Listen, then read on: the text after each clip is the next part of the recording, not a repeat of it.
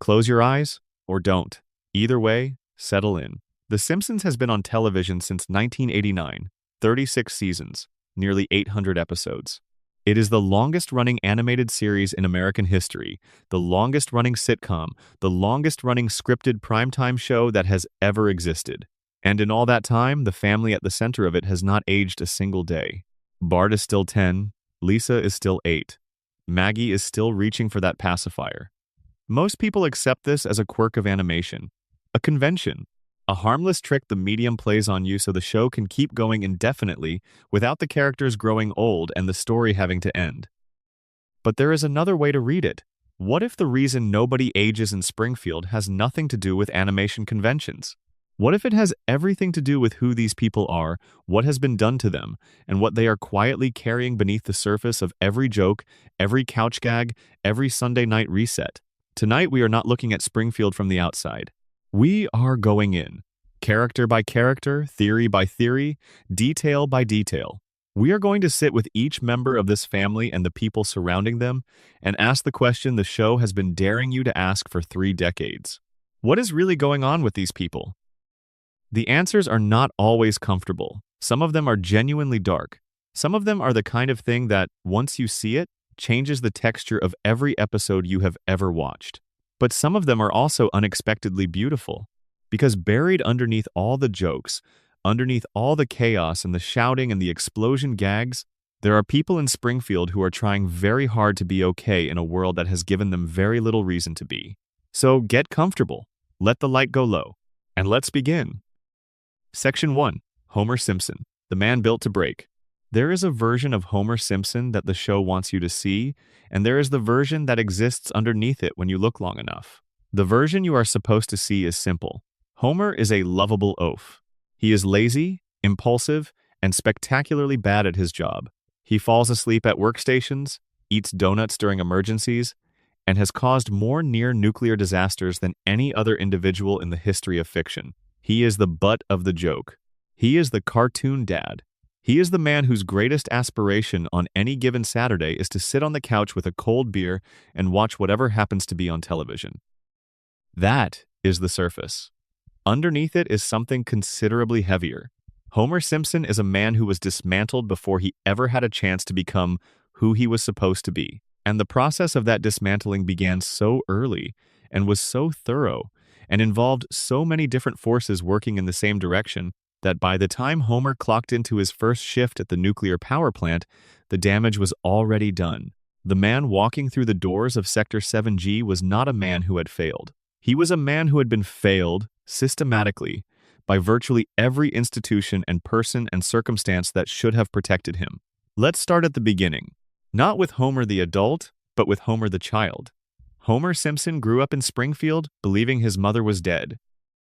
This is established early in the show and treated as background information, a detail that explains the particular shape of Homer's emotional landscape without drawing too much attention to itself.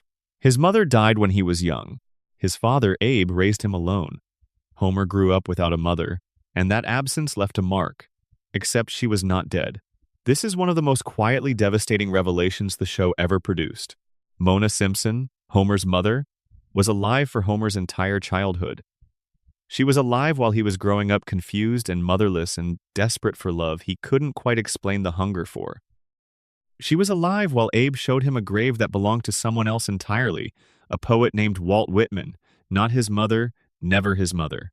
She was alive while Homer developed into the particular kind of emotionally needy, approval-seeking, abandonment-terrified adult that he became. She was alive, and she was forced out of his life, not by death, but by a man. By the man Homer would grow up to work for, by Charles Montgomery Burns. In 1969, Mona Simpson was radicalized by what she saw happening in America. She joined a group of activists who targeted a biological weapons laboratory in Springfield. Not a metaphor, not an exaggeration. Burns was running a germ warfare facility inside the same town where Homer was growing up, where children played in the streets, where families bought groceries and went to school and lived their lives without any idea that the richest man in town was manufacturing weaponized pathogens a few miles from their front doors. Mona and her group destroyed the laboratory.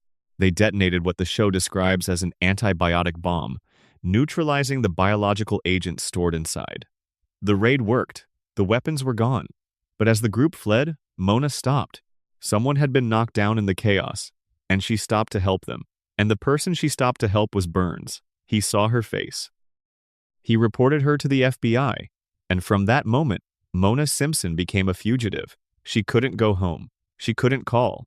She couldn't hold her son or sit with him at breakfast or put him to bed at night. She kissed Homer while he was sleeping and walked out of his life. And Homer woke up to find her gone, and his father told him she was dead. And Homer spent the next 27 years believing that his mother had left him in the most permanent way possible. Think about what that does to a child. Homer's entire personality, the clinginess, the desperate need to be liked, the terror of being alone, the willingness to absorb humiliation and cruelty from people in positions of authority rather than risk losing the connection entirely, all of it makes a different kind of sense when you understand what happened to him at 6 years old. His mother vanished from his life without warning or explanation. His father buried the truth, and Homer, with no other framework to make sense of the loss, arrived at the only conclusion available to a young child who has been left without being told why. He decided it was his fault. Not consciously, not in any way he could articulate, but somewhere deep in the architecture of who he became, Homer Simpson decided that he was the kind of person mothers leave, that there was something insufficient about him, something that made the people he loved eventually choose to go. And he spent the rest of his life trying desperately to prove that conclusion wrong, while simultaneously, inevitably, confirming it with every choice he made. This is the emotional engine of the entire series. Homer's relationship with Marge, his compulsive need for her approval and reassurance, his devastation whenever she pulls away even slightly, his willingness to endure whatever she asks of him because the alternative, her absence, is the thing his nervous system most fears. It all traces back to a 6-year-old boy waking up to find his mother gone and being told she was never coming back. But the story doesn't stop there. Because Mona's absence wasn't the only thing shaping Homer during those years, there was also the town itself. Springfield's nuclear power plant was already operating by the time Homer was a child. Burns's facility was already leaking, already contaminating the water supply that Homer drank every day, already releasing whatever it was releasing into the air that Homer breathed for every year of his developmental life. The show makes it clear, across dozens of episodes, that the plant's safety record is catastrophic. 342 violations found in a single inspection. Radioactive waste dumped into bodies of water, onto playgrounds. The cooling towers cracked and patched with chewing gum. And this was the environment Homer grew up in. This was the water he drank, the air he breathed, the town he moved through during every stage of his neurological development. Before the crayon, before the job, before any of the things the show uses as punchlines, Homer Simpson was being shaped, quietly and relentlessly, by the slow poison of a facility that nobody in Springfield ever adequately challenged. The crayon itself is worth sitting with for a moment, because it is one of the most genuinely strange details in the entire series, and the show treats it almost as comedy. In Season 12, it is revealed that Homer has had a crayon lodged in his brain since childhood. Not metaphorically, a physical object, a piece of a child's crayon, embedded in his neural tissue, physically reducing his cognitive function. The episode follows what happens when the crayon is removed. Homer's IQ skyrockets. He becomes articulate, thoughtful, capable of sustained analysis.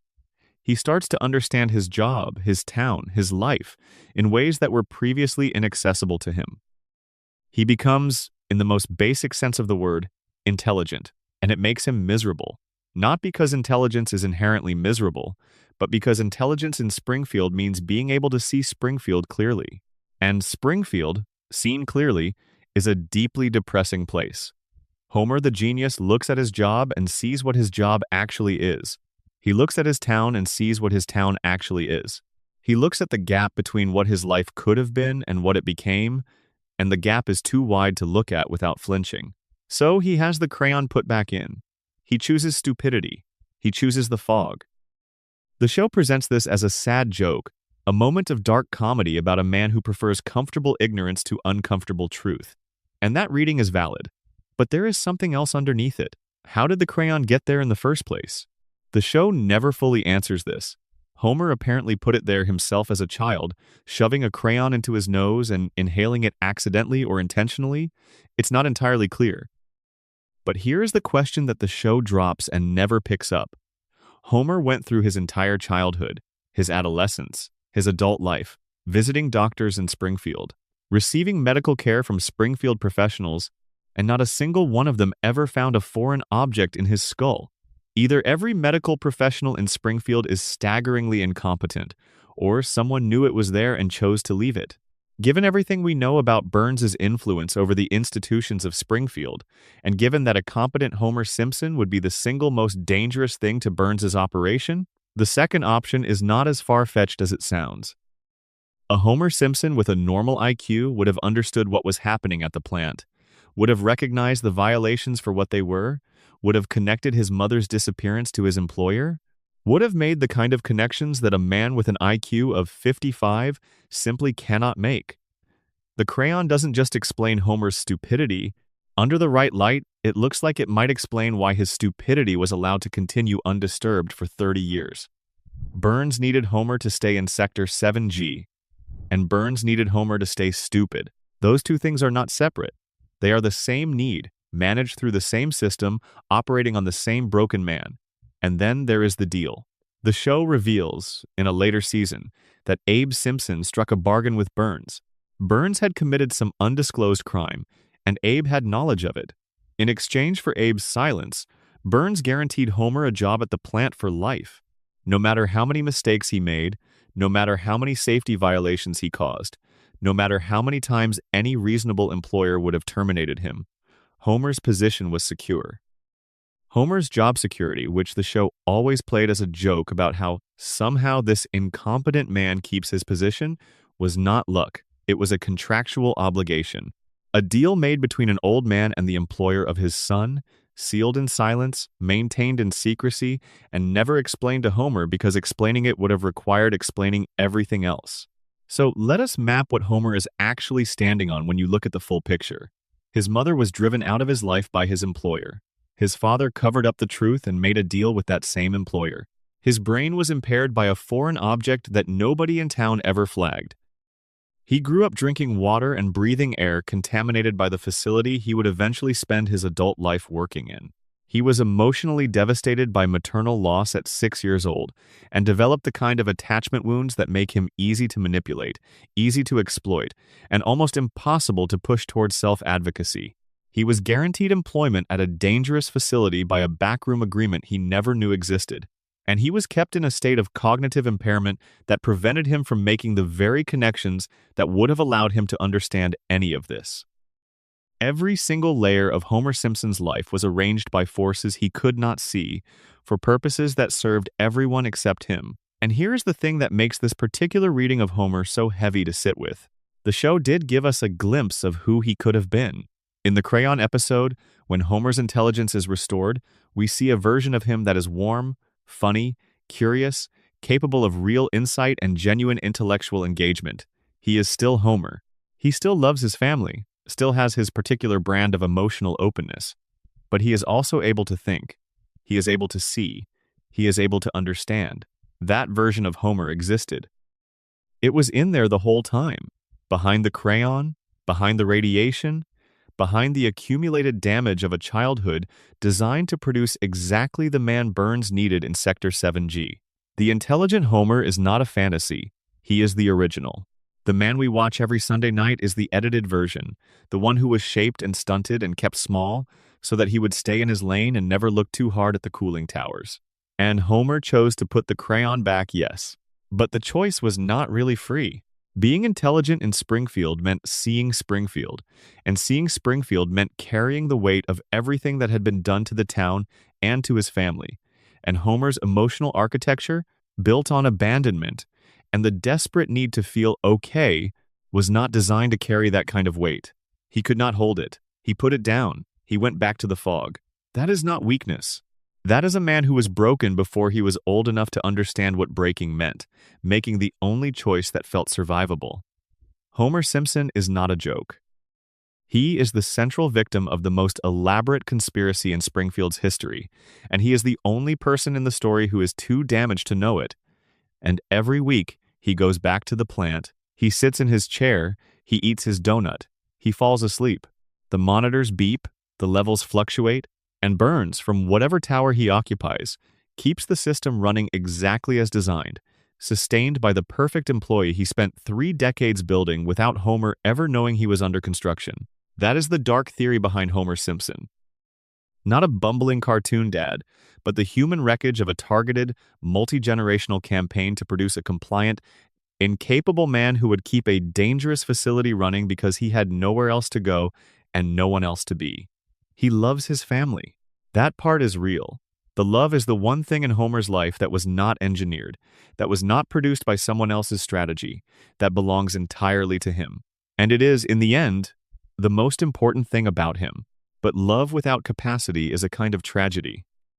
And Homer Simpson has been living that tragedy every single day since 1989, and laughing at himself while he does it.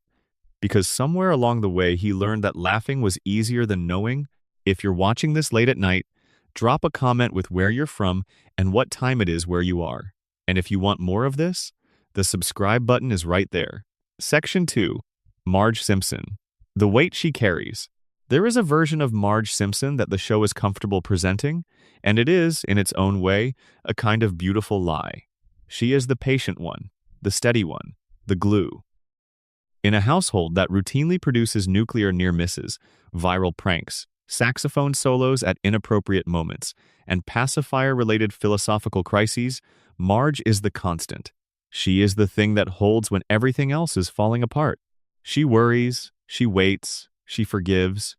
She straightens the tablecloth and puts dinner on the table, and finds a way to love her family through circumstances that would have dismantled almost anyone else. But there is a question buried under all of that patience that the show has been circling for 36 years without ever directly answering. Who is Marge Simpson when no one needs anything from her? This is not a small question. It is in some ways the deepest question the show has produced. Because every major storyline that has ever focused on Marge, every episode that has tried to illuminate who she is as a person rather than as a role, has arrived at the same quietly devastating answer. Marge Simpson does not know who she is. Not fully. Not in the way you know who you are when you have had enough time and space and silence to find out. Let's start with where she came from, because the show gives us enough fragments of Marge's background to assemble something meaningful from the pieces.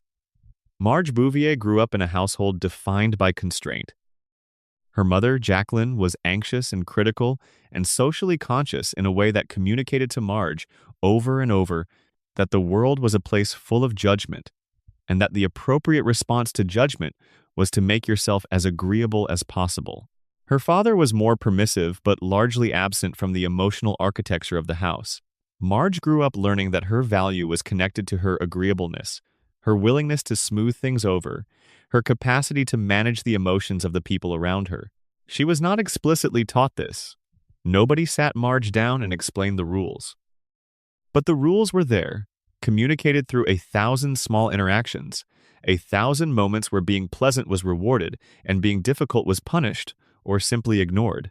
Until Marge arrived at adulthood with a set of reflexes so deeply embedded that she could barely distinguish them from her actual personality. She met Homer in high school. The show has told this story multiple times, in multiple versions, updated across different decades as the floating timeline dragged their backstory forward. But across all the versions, certain things remain consistent. Marge was drawn to Homer's uncomplicated need for her. He was not complicated, he was not strategic. He needed her, openly and without pretense, in a way that was probably the most honest thing anyone had ever offered her. And she chose him, fully and deliberately, against the advice of people who thought she could do better, against the visible evidence that Homer was not going to become more capable or more ambitious or more conventionally successful. She chose him anyway. That choice matters. It is one of the few things in Marge's life that was entirely hers, made with clear eyes and genuine conviction. But choosing Homer came with a cost that the show only slowly reveals. Homer needs a great deal, emotionally, practically, in terms of management and supervision and damage control. He needs someone to believe in him when he fails, which is often. He needs someone to hold the household together when he is distracted, which is always. He needs someone to be the adult in situations where he is constitutionally incapable of being the adult. And Marge, with her deeply ingrained reflexes around agreeableness and emotional management, is extraordinarily good at providing all of these things. She is so good at it that it became her identity. The show is honest about this, in the way the show is always honest about uncomfortable things, quietly, in the subtext, through storylines that seem to be about something else until you look at them sideways. Marge has had genuine talents that the show surfaces and then allows to be submerged again. She is a gifted painter. The episode in which she discovers this and produces work that a serious gallery owner considers genuinely important is one of the most hopeful things the show ever produced about who Marge could be. She is talented. She is capable. She has an inner life that is rich and original and completely untethered from her role as wife and mother. And then the episode ends, and the painting career ends with it, and Marge goes back to the kitchen. This happens again with her career as a police officer. She is good at it. She is effective, capable of both the physical demands and the emotional intelligence the job requires. She is in fact better at it than most of the actual police officers in Springfield, which is a low bar but still. The show surfaces her capability, allows her to inhabit it briefly, and then engineers a reason for her to step back. There is a pattern here that is too consistent to be accidental. Every time Marge develops an identity outside the house, outside the role, outside the specific set of functions that the Simpson family requires of her, something intervenes. The storyline concludes. The external world turns out to be more complicated, or more dangerous, or more demanding than it seemed. And Marge comes home.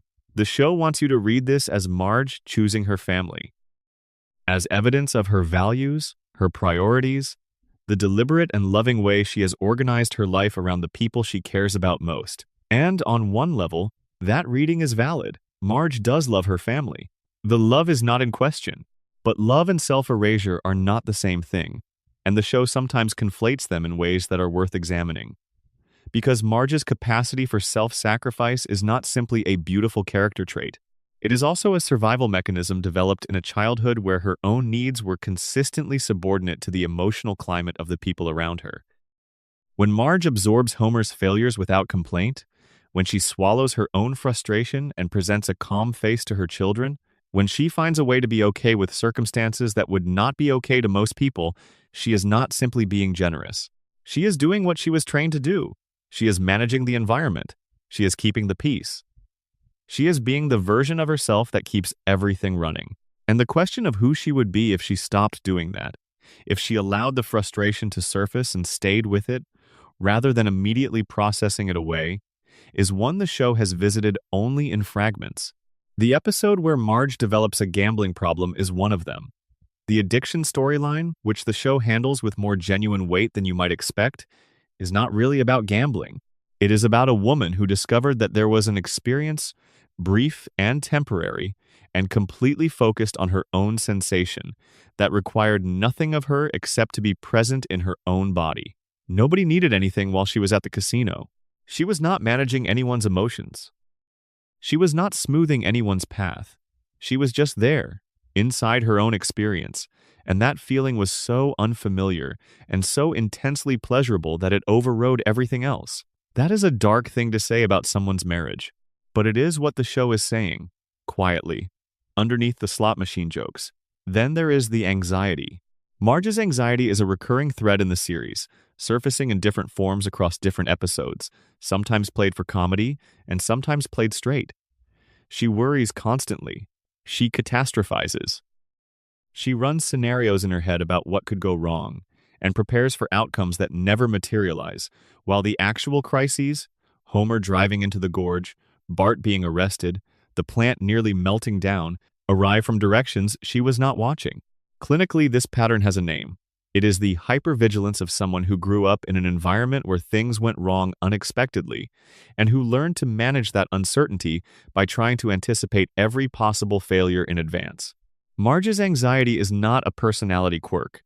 It is the residue of a childhood spent in a household where emotional safety was conditional and the rules kept changing. And then she married Homer, which, from the perspective of someone's anxiety, is either the worst possible choice or a kind of unconscious strategic brilliance. Homer generates crises constantly. Living with Homer means there is always something going wrong, always some new emergency requiring management and response. In a strange way, this might be easier for Marge than a stable life would be. At least with Homer, she knows the crises are coming. She can prepare, she can manage. The specific shape of the anxiety has an object. It is better than the formless dread of waiting for something bad to happen when nothing visible is wrong. Marge's hair deserves a moment of attention because the show uses it as visual shorthand for her emotional state more consistently than most viewers consciously register. That tower of blue hair, defying gravity and logic, maintained in its exact shape for 36 years. It is absurd by design.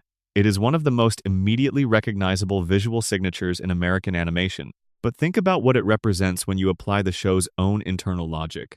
Marge has been maintaining that hairstyle with that level of structural precision for her entire adult life. The amount of effort that goes into keeping it exactly right, that rigid, that elevated, that controlled, is enormous, and the hair itself is a kind of performance. It is Marge's visible commitment to appearing put together, to presenting the image of a woman who has everything under control, even when nothing is under control. The hair is the most extreme expression of the same impulse that makes her smooth over conflicts and absorb chaos and keep the household running. It is the external projection of internal discipline, worn on her head every single day and never once allowed to come down. What would Marge look like with her hair down? The show has shown us this a handful of times, and every time it happens, there is a quality to the scene that is different from everything surrounding it. Softer, more vulnerable, more like someone who is allowed to rest. But it never lasts long. The hair goes back up. The posture reasserts itself. Marge returns to her shape. Now add the radiation theory to all of this, because it colors Marge's story in ways that are genuinely uncomfortable. The show has established that Marge worked at the nuclear plant herself at some point. She was there, in the same environment, exposed to the same facility with the same violations and the same leaking radiation. Her children were all conceived and born after both she and Homer had already been living in Springfield, drinking the water, breathing the air, for years. Bart, Lisa, and Maggie are all Springfield-born children of two Springfield-raised parents. Whatever the contamination has done to the population, it has been working on Marge for her entire life. And yet Marge shows fewer visible symptoms than almost anyone else in the family. Her IQ appears normal. Her physical health, relative to Springfield's standards, seems functional. She does not have Homer's impaired cognition or his superhuman pain tolerance. She does not have Lisa's almost supernatural intelligence or Maggie's preternatural awareness. What she has is the anxiety, the hypervigilance, the reflexive suppression of her own needs in favor of managing the people around her. And when you put that next to the radiation theory, a troubling possibility emerges. What if Marge's particular mutation is psychological rather than physical or cognitive?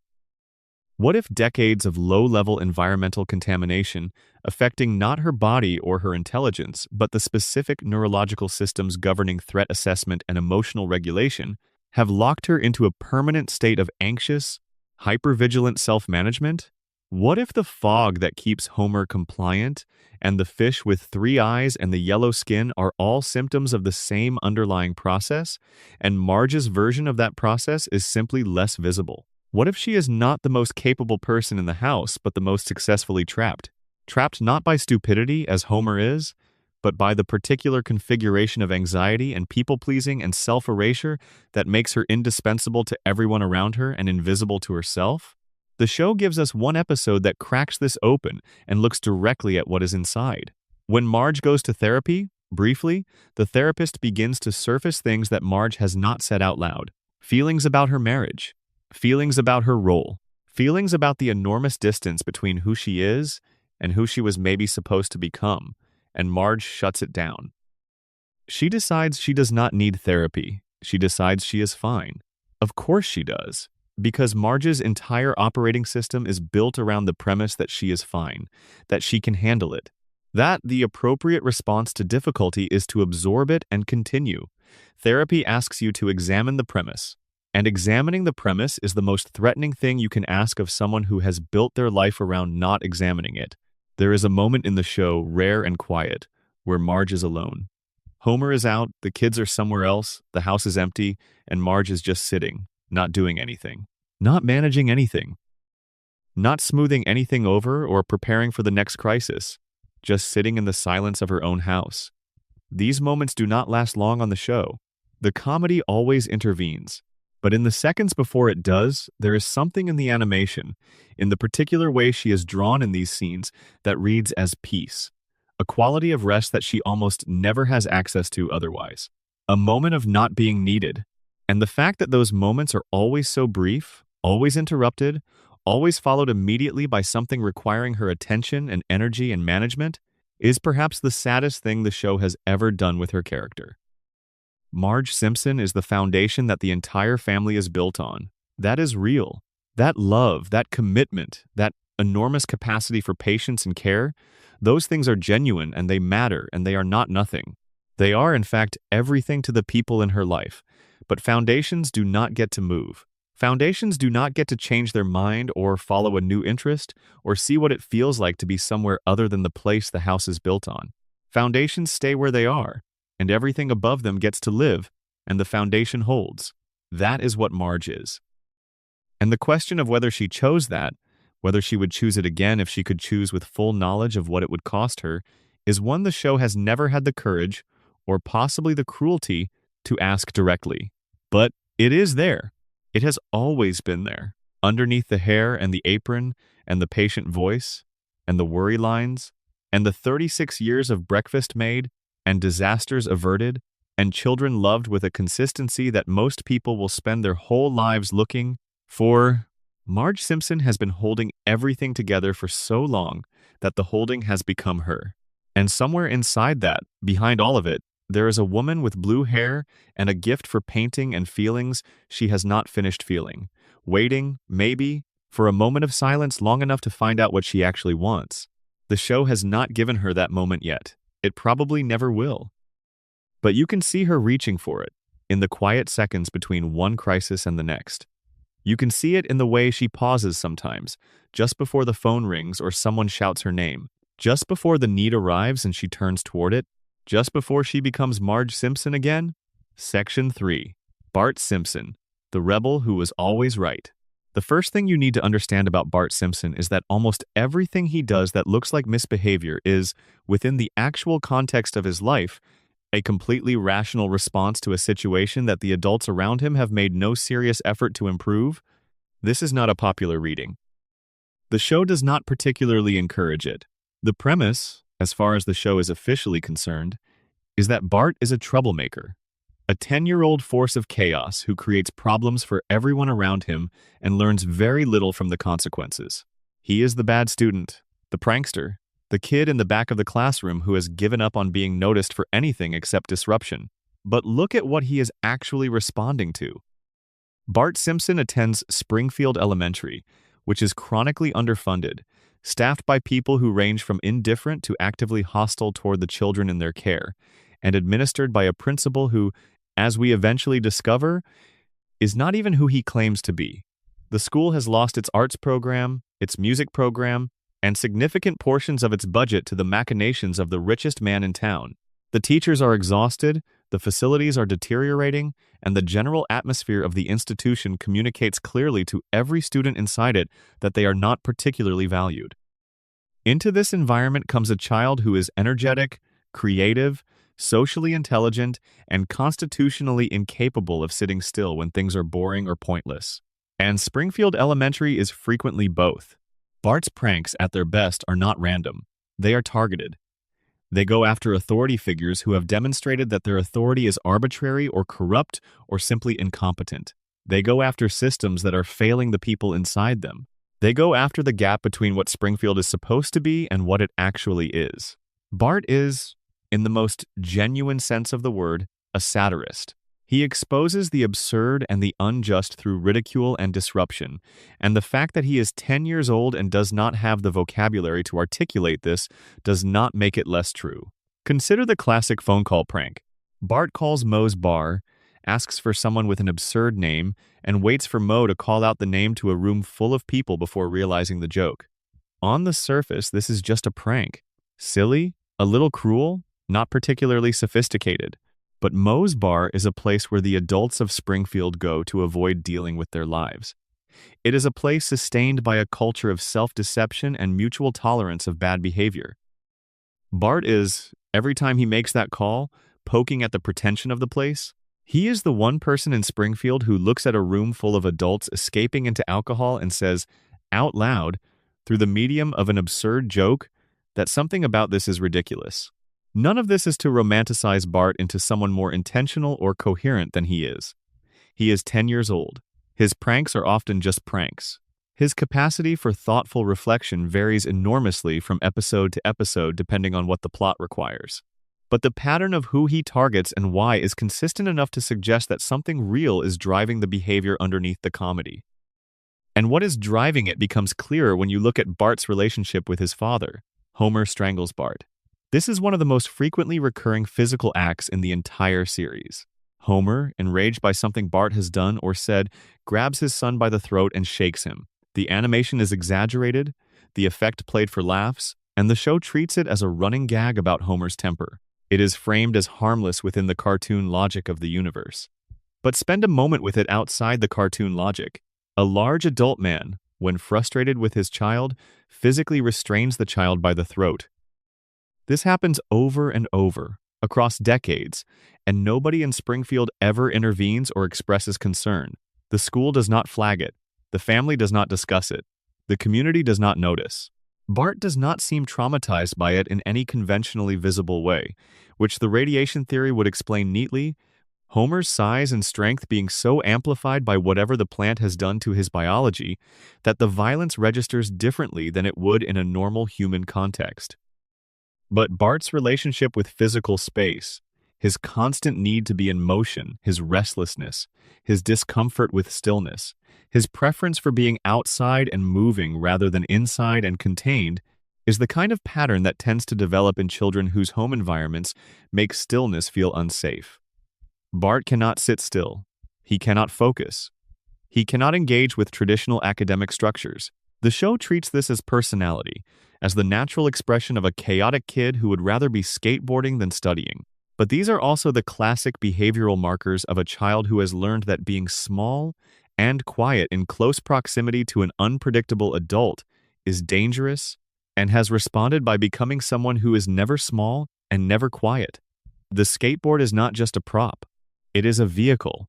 It is the thing that gets Bart away from the house and into a space where he can move freely without risk of suddenly becoming the focus of someone's anger. The pranks are not just mischief. They are a way of having agency in a world where the adults around him, Homer included, have demonstrated that they cannot be fully trusted with the power they hold. Now look at Bart's academic failure with fresh eyes. He is not stupid. The show makes this clear in the episodes where Bart is given a genuine intellectual challenge that he actually cares about. He is quick, resourceful, and capable of surprising creativity when motivated. His problem is not intelligence. His problem is motivation, and the particular kind of motivation that comes from feeling seen and valued in an institutional setting. Bart has never had a teacher who saw him clearly. There was once, a substitute teacher named Mr. Bergstrom who appeared in an episode and changed Lisa's life with his decency and warmth. But that episode was about Lisa, not Bart. Bart's equivalent moment, the teacher who looked at him and saw something worth developing, simply never came. What came instead was Mrs. Krabappel, a woman whose disillusionment with her job and her life was so complete and so visible that it colored every interaction she had with the children in her classroom. She was not malicious. She was exhausted. She was a person who had stopped believing that anything she did in that room mattered, and her students, including Bart, absorbed that message every day they sat in her class. The tragedy of Bart's relationship with Mrs. Krabappel is that, buried under the mutual antagonism and the pranks and the detention slips, there is genuine affection. Bart cares about her in the way children sometimes care about adults who are clearly struggling. He sees her loneliness. He responds to it, sometimes cruelly, sometimes with unexpected tenderness. And she, beneath the exhaustion and the red pen, sees something in him that the official record of his academic performance does not capture. Neither of them can say this directly. The dynamic between them is too entrenched. the roles too established, the script of student who disrupts and teacher who punishes too thoroughly rehearsed. But it is there, in the margins of their interactions, and it is one of the more quietly human things the show has ever produced. Bart's friendships tell a different story. His relationships with Milhouse, with Nelson, with the informal social world of Springfield's children reveal someone with genuine social intelligence and a strong instinct for loyalty. Bart is not a loner. He is not friendless or socially broken. He is actually quite good at the informal economies of childhood friendship, the negotiations, the alliances, the shared understanding of who can be trusted and who cannot. He is also, when the situation calls for it, brave. Not in the performed way that adults sometimes perform bravery, but in the instinctive way of someone who has learned not to back down. He goes after bullies. He defends people who cannot defend themselves. He takes risks that most adults would refuse to take, not out of recklessness, but out of a genuine ethical instinct that the show cannot quite contain within the boundaries of his official role as the bad kid. The Sideshow Bob storyline illuminates this better than almost anything else the show has produced about Bart's character. A sophisticated, educated, deeply intelligent adult man decides that a 10-year-old child is his greatest enemy and dedicates enormous resources to destroying him. Sideshow Bob is, by any measure, the more capable party in this conflict. He has planning, patience, cultural sophistication, access to resources, and the burning conviction of someone who feels genuinely wronged. And Bart beats him, every time. Not through superior intelligence, because Bob is genuinely smarter than Bart in most measurable ways. Not through access to resources, because Bart has almost none. But through a particular kind of instinctive situational awareness. The ability to read a dynamic and find the unexpected angle. The capacity to not panic when panic is the logical response. Bart wins because he is genuinely unintimidated by Bob's sophistication. He sees it clearly as a performance, the same way he sees the performance of adult authority in every other context, and he is not fooled by it. This is the thing that makes Bart Simpson, at his best, the most genuinely subversive character the show has ever produced. He is the one person in Springfield who consistently refuses to be impressed by the things that everyone else agrees are impressive. Authority does not awe him. Wealth does not awe him. Sophistication does not awe him. He looks at the structures of power and prestige that organize Springfield's social world, and he sees them exactly as they are, which is to say, arrangements made by people for the benefit of those people, not deserving of automatic deference. A 10-year-old with this quality is obviously infuriating to everyone around him, and the show's persistent framing of his character as a problem, as the source of chaos rather than the revealer of existing chaos, is itself a kind of endorsement of the status quo he is disrupting. Of course, the adults want Bart to stop. Of course, the school wants him to be quieter and more manageable and less likely to surface the inadequacies of the institution. The question is whether Bart's disruption is the problem or whether it is the symptom. Apply the radiation theory and Bart's particular profile, the hyperactivity, the impulsivity, the physical restlessness, the cognitive patterns that look like behavioral problems from inside an academic framework designed for a different kind of mind, takes on a different coloring. These are not random traits. They are a specific constellation that appears in children whose neurological development has been affected by environmental factors during critical developmental periods. The show presents Bart's personality as innate, as simply who he is, but the radiation theory suggests that who he is may have been shaped, at least in part, by what the plant has been pumping into Springfield's water and air for the entirety of his life. And the coma theory adds another layer entirely. If Homer has been dreaming since 1993, then Bart Simpson, as he exists in the dream, is Homer's deepest fantasy of childhood rebellion. Homer, who has always been afraid, who has always swallowed conflict and bent to authority, and been grateful for whatever scraps of attention his employer threw him, dreams of a son who is afraid of nothing, who pranks the system, who stands in front of Principal Skinner and does not blink, who does the things Homer never let himself do, because Homer was too damaged, too early, to know that some things were worth doing even if they made people angry. Bart is Homer's wish for himself, the child who does not back down, the kid who looks at the adults running things and says, clearly and without apology, that he sees what they are doing and he is not impressed. In the dream, Bart always finds a way out, always survives the prank, escapes the consequence, lands on his feet in time for the credits to roll. Because in the dream, Homer can give his son what he himself never had, the ability to be in trouble and be okay. The knowledge that taking risks does not mean losing everything. The certainty that you can look authority in the eye and not be destroyed by it. That is Bart Simpson, not a bad kid. A kid doing what bad kids always actually do, holding up a mirror to the adults around him and refusing to look away from what the mirror shows.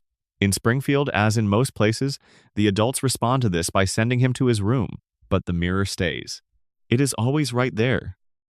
And one day, if the floating timeline ever breaks, if Bart is ever allowed to grow up, the question of what happens when that particular quality enters an adult body with adult resources and adult capacity for strategic action is one of the most genuinely interesting questions the show has declined to answer for 3 decades. Probably for good reason. Section 4. Lisa Simpson, the loneliest genius in America. Let us be precise about what Lisa Simpson actually is, because the show is somewhat inexact about it in a way that is, itself, revealing. Lisa is identified consistently as a genius. Her IQ is referenced, her musical talent is established early and maintained throughout the series. Her capacity for original thought and sustained intellectual engagement is demonstrated in episode after episode. She is, within the world of the show, the smartest person in her household and almost certainly the smartest person in Springfield. She is a child prodigy, a potential future of enormous achievement, a brain that the show presents as one of its most valuable resources. And she is utterly, completely, structurally alone. This is not accidental. The show is too precise in its construction of Lisa's isolation to have arrived at it by accident. She is 8 years old and she has no friends who understand her. She has a family who loves her in the genuine and messy way the Simpsons love each other, but who cannot follow her into the places she actually lives, the intellectual and emotional interior that she has been building and expanding since she was old enough to read. She is the most gifted person in a town that does not know what to do with gifted people, and the consequence of that mismatch is a loneliness so complete that it has become the defining condition of her childhood. Consider what Lisa's days actually look like. She goes to Springfield Elementary, where her academic abilities place her so far above her classmates that the educational environment provides essentially no challenge or stimulation. She sits in Mrs. Krabappel's class and watches curricula designed for average performance be delivered by someone whose own investment in the material ran out somewhere around the second decade of teaching it. Lisa absorbs the material in approximately the time it takes to read it, and then she has the rest of the class period to fill with her own thoughts, which are considerably more interesting than anything happening at the front of the room. She goes home to a household dominated by Homer's chaos and Bart's energy, where her particular kind of intelligence is too quiet, too internal, too interested in things nobody else is tracking to find much purchase. Marge sees Lisa and worries about her, which is love expressed as anxiety, which is better than nothing but not quite what Lisa needs. Homer loves her, in his particular way, and the episodes where Homer and Lisa connect are some of the warmest in the series precisely because they are so rare and so genuinely felt. But Homer cannot follow her into the intellectual spaces where she actually lives. He does not have the equipment, so Lisa reads. She plays saxophone. She writes essays that nobody asks for. She forms ethical positions on issues that nobody around her is thinking about. She cares, enormously and consistently and with a depth of feeling that is almost painful to watch, about things that Springfield as a whole has made a collective decision not to care about. The environmental activism, the vegetarianism, the political engagement, the feminism, the rigorous ethical framework she applies to decisions that most children her age have not yet encountered. These are not affectations. They are the genuine expression of a mind that is too alert to the state of the world to let things slide. Lisa is constitutionally incapable of the kind of comfortable disengagement that allows most Springfield residents to get through their days without being troubled by the state of the river, or the nuclear plant, or the political corruption of the municipal government. She sees everything. She cannot stop seeing it, and she cannot find anyone else who sees it with her. This is the specific texture of Lisa's loneliness. It is not the loneliness of the shy child who wants friends, but does not know how to make them. Lisa knows how to engage with people.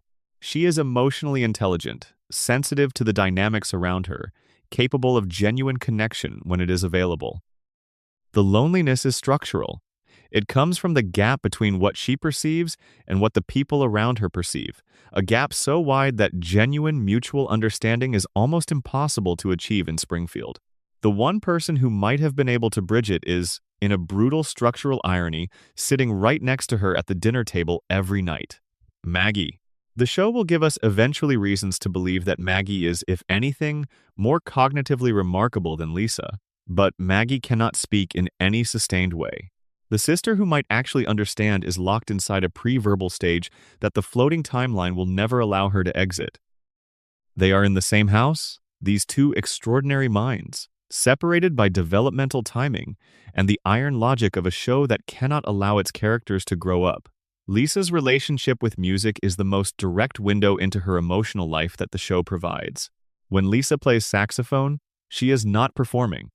She is not communicating to an audience. She is processing, working through the interior experience in the only medium that can contain it. The saxophone is Lisa's diary. It is where she puts the things that have no other place to go, the grief and the frustration and the joy and the specific ache of being too much for every room you walk into. The show has given us glimpses of what happens when Lisa's music reaches someone. These are, without exception, among the most affecting scenes in the series.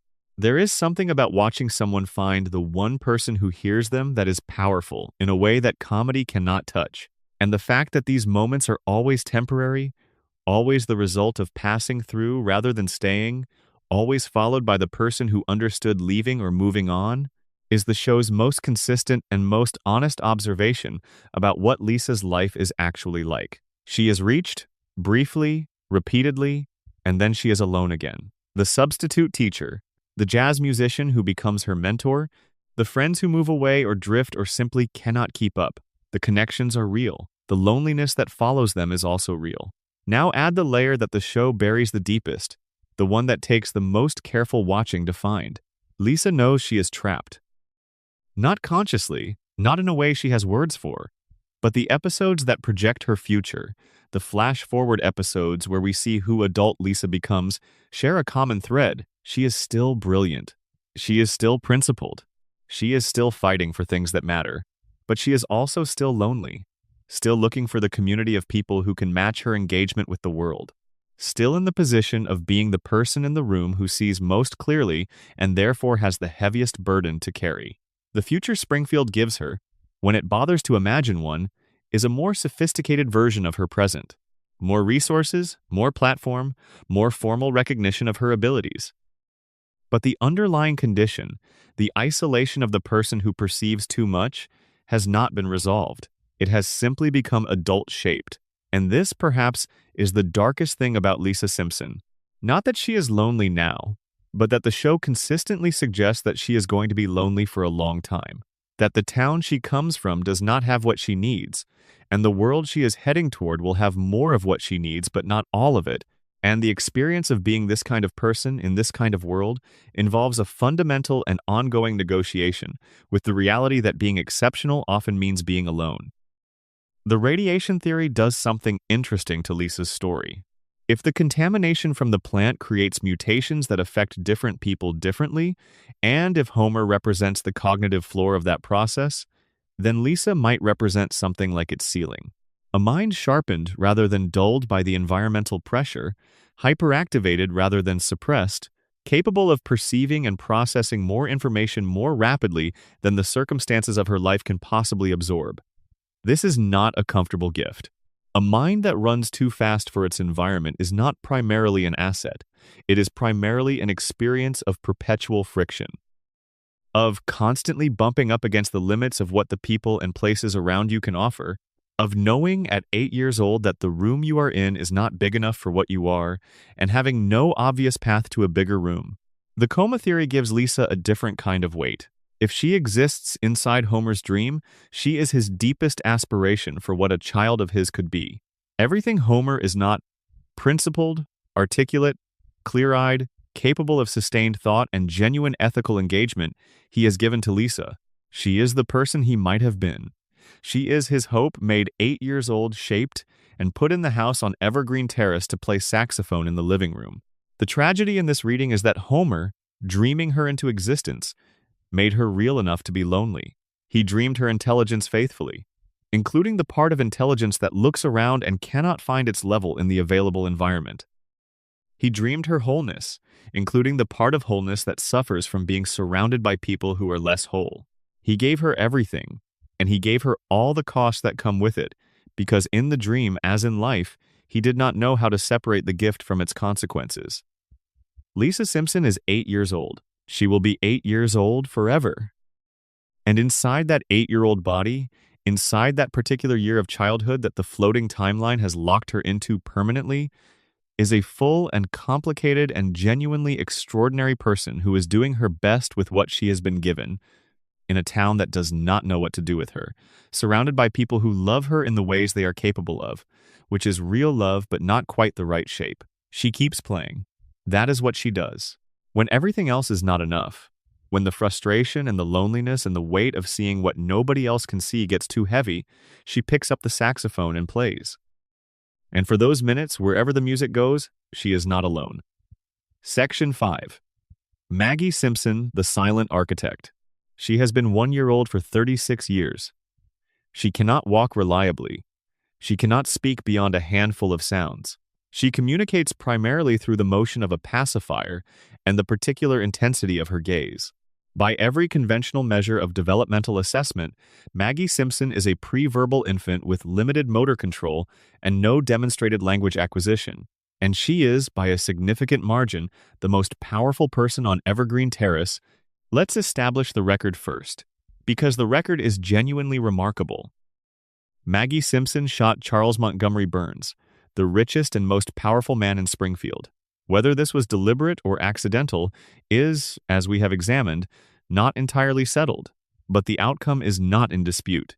A 1-year-old infant produced a result that no other person in Springfield, with all their accumulated grievances and resources and opportunities, was able to produce.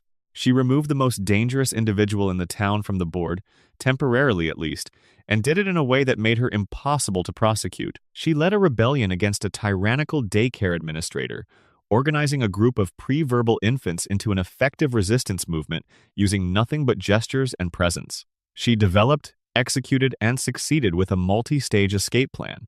She did this before she could read, before she could form sentences, before she could reliably stand up without falling over. She saved Homer's life on multiple occasions, acting in moments where adults with full cognitive function and decades of life experience had failed to perceive the threat, let alone respond to it. She demonstrated in controlled contexts an intelligence that standardized testing struggled to quantify, measuring so far beyond the available range of the instruments being used that the test results were effectively meaningless as data points. And through all of it, she has not said a word. One word. She said one word, Daddy, voiced by Elizabeth Taylor in a cameo appearance that the show treated as a momentous occasion, and then she did not say another one. For 36 years. In a household that produces more verbal output per square foot than almost any other domestic environment in American fiction, the theory that Maggie's silence is strategic rather than developmental is not, once you think about it, even a particularly radical interpretation. It is the most parsimonious explanation for all available evidence. Maggie has demonstrated cognitive abilities that should be accompanied by language acquisition. A mind capable of the planning and situational awareness she displays in her moments of action is a mind that is, by any reasonable measure, capable of language. The mechanism is there. The cognitive substrate for speech is present and functioning. The question is not whether Maggie can speak. The question is why she has decided not to. And the answer, when you look at the family she has been watching for the entirety of her life, is not difficult to find. Maggie has observed, from her particular vantage point in the household, what happens to people who speak in this family. Homer speaks constantly and is frequently right, but his words are rarely taken seriously in any context that matters. Bart speaks loudly and is consistently dismissed or punished. Marge speaks carefully and is sometimes heard, but her words are always framed by the anxiety that delivers them, which limits their impact. And then there is Lisa. Maggie has watched her sister, the most intelligent verbal being in the household, pour her intelligence into language continuously for years. Lisa articulates things beautifully and correctly. She identifies injustices and names them. She proposes solutions to problems and explains her reasoning. She speaks with a precision and a depth that should, in any rational environment, make her the most listened to person in the room. And she is consistently, structurally, and repeatedly ignored. Not out of malice mostly, but out of the particular dynamics of a household where Homer's immediate desires tend to set the agenda, where Bart's disruptions tend to capture the available attention, and where Lisa's insights, however correct, require a level of sustained engagement that the household is not reliably positioned to provide. Maggie watched this. For years, from the bouncy chair, from the playpen, from the floor of whatever room she happened to be placed in, she watched her sister's intelligence pour itself into the world and receive almost nothing back. She watched the cost of being visible and smart and verbal in this particular family, in this particular town, and she made a decision. Not a formal decision, not a calculated strategic choice in the adult sense of the word, but a decision nonetheless, the kind that forms in very young organisms in response to environmental information, the determination that a particular approach to the world is more survivable than another. Silence is survivable. Silence is safe. Silence means nobody asks you to justify yourself. Nobody challenges your choices. Nobody misunderstands what you were trying to say and responds to the misunderstanding instead of the thing you actually said. Silence means you are underestimated. And being underestimated is, in a world that consistently punishes the visibility of intelligence, an extraordinary strategic advantage. The Longest Daycare short film is the clearest evidence for this reading. Maggie, placed in an institutional environment with a clear social hierarchy and a specific threat to something she cares about, does not behave like an infant. She behaves like a trained operative. She reads the environment, identifies the relevant actors and their motivations, assesses the constraints, devises a plan, adapts when the plan meets resistance, and executes with a precision that is remarkable in any cognitive agent, let alone one who has to pause periodically because her legs have given out. The caterpillar is not just a caterpillar in this context. It is the thing Maggie has decided to protect, and the decision to protect it reveals a complete moral framework operating quietly inside a one-year-old's head. She sees something fragile and beautiful that someone else wants to destroy, and she acts, not because someone told her to, not because there was any reward available, but because she has a value system that tells her what is worth protecting, and the value system is both clear and actionable. That is the inner life of Maggie Simpson. Not blankness, not absence, not the simple experience of infancy. A full and operational consciousness, equipped with values and strategic capacity, and the willingness to act on both, housed in a body too small to fully contain it, kept behind a pacifier because the alternative, revealing what is actually in there, has too many costs in the world as it exists. Think about what Maggie knows. She knows who shot Burns, or rather, she knows what role she played in it, whatever that role was. She knows that the investigation that followed concluded something that may or may not be accurate. She has watched adults process this situation and arrive at a conclusion she has never confirmed or denied. She holds information that, if communicated, could change the official record, and she has not communicated it. She knows the dynamics of every relationship in her household in a way that no other family member does, because she is always present, always watching, never distracted by her own verbal output or by the social performances that language requires. She is the most reliable observer in the family, and she has 36 years of continuous observation stored in a mind that the family has never thought to consult. She knows things about Marge that Homer does not know. She knows things about Homer that Marge does not know. She knows things about Bart and Lisa's inner lives that neither sibling would admit to the other. She is the repository of the family's unspoken truth, and she holds it without judgment and without the impulse to weaponize it that an older sibling might develop. She is also, and this is easy to miss, genuinely kind, not in the performed way of someone managing their reputation, but in the instinctive way of someone whose moral framework has kindness near the center. She protects things. She acts when action is needed. She is loyal to the family in a way that is not contingent on receiving loyalty back. The radiation theory's reading of Maggie positions her as the opposite pole from Homer in the spectrum of the contamination's effects. Homer represents maximum cognitive suppression. Maggie represents maximum cognitive amplification. The same environmental factor, differently expressed through different biological configurations, producing two people at opposite ends of the spectrum within the same household. This is the most unsettling version of Maggie's story. Not because the amplification is bad, but because of what it means for her future. If Maggie's intelligence is partly a product of the contamination, then her extraordinary mind is inseparable from the thing that is poisoning Springfield. Her gift and Springfield's wound come from the same source. She is the most beautiful thing the disaster has produced, and she cannot be who she is without the disaster that made her. The coma theory's version is, as with so many things, more emotional and more devastating. If Homer is dreaming, then Maggie is the dream's deepest act of love. She is what you give to your youngest child when you cannot give them anything else, when you cannot be there to protect them, when all you have left is the ability to imagine. You give them everything. You make them invincible in the ways that matter most. You give them a mind so capable that no situation can outpace it. No threat can overwhelm it. No cruelty can permanently damage it. Maggie is Homer's prayer for the child he cannot reach. She is what you dream about when you love someone you cannot protect. And she is waiting. Behind the pacifier, behind the enormous eyes that see everything, behind 36 years of deliberate, strategic, utterly intentional silence. She is planning something, or becoming something, or simply accumulating the information and the capability and the patience that will allow her to act at the moment of her own choosing. What is she waiting for? The show has never told us. And that is possibly the most interesting thing about her.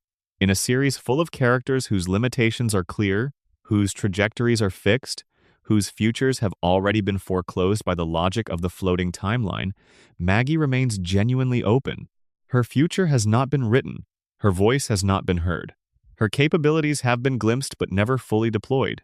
She is the only character in Springfield whose story has not yet happened. And when it does, when she finally decides the moment is right, and breaks her silence, and steps fully into the world with everything she has been building inside her for 3 decades, Springfield will not know what hit it. She will make sure of that. Section 6. Charles Montgomery Burns the oldest predator. There is a specific kind of power that money makes possible, and then there is a category above that, rarer and more dangerous, that money alone cannot create. Burns occupies that higher category. He has been there for longer than anyone alive can remember, and the question of how he got there, and what it cost, and what it continues to cost the people around him, is one of the most carefully hidden answers in the show's history. Start with his age, because it is the foundation of everything. By the most conservative reading of the show's continuity, Burns is somewhere north of 120 years old. Some episodes push this to 140. He has personal memories of events from before the turn of the 20th century. He knew people, interacted with institutions, and shaped situations that are now history to everyone around him. He is older than living memory. He is older than most of the buildings in Springfield. He might be older than Springfield itself. And he is running a billion-dollar corporation with strategic clarity and operational precision. This is not a small thing. Cognitive decline in normal aging is real and significant. By the age Burns claims, the human brain, under normal biological processes, would be long past any capacity for the kind of sustained strategic thinking Burns demonstrates daily. He plans. He schemes. He holds grudges across decades and pursues them with undiminished intensity. His memory for who wronged him and how is perfect. His ability to construct multi-layered plans that account for contingencies and play out over years is essentially intact. His body is another matter. The physical frailty is genuine and extreme. He cannot open a door without assistance. His physical strength has diminished to the point where a single bird landing on his outstretched finger would cause him to collapse. A gust of wind poses a legitimate threat. He exists in a body that is, in the most literal sense, falling apart, maintained by the enormous and expensive medical infrastructure he has built around himself. The central mechanism of this maintenance is the weekly medical treatment first revealed in the Springfield Files episode. Burns undergoes something. The show is deliberately vague about exactly what, that is so intensive and so loaded with radiation and chemical intervention that it causes his entire body to emit a visible green glow. The treatment keeps him alive for precisely one more week. Miss one appointment, and Burns dies.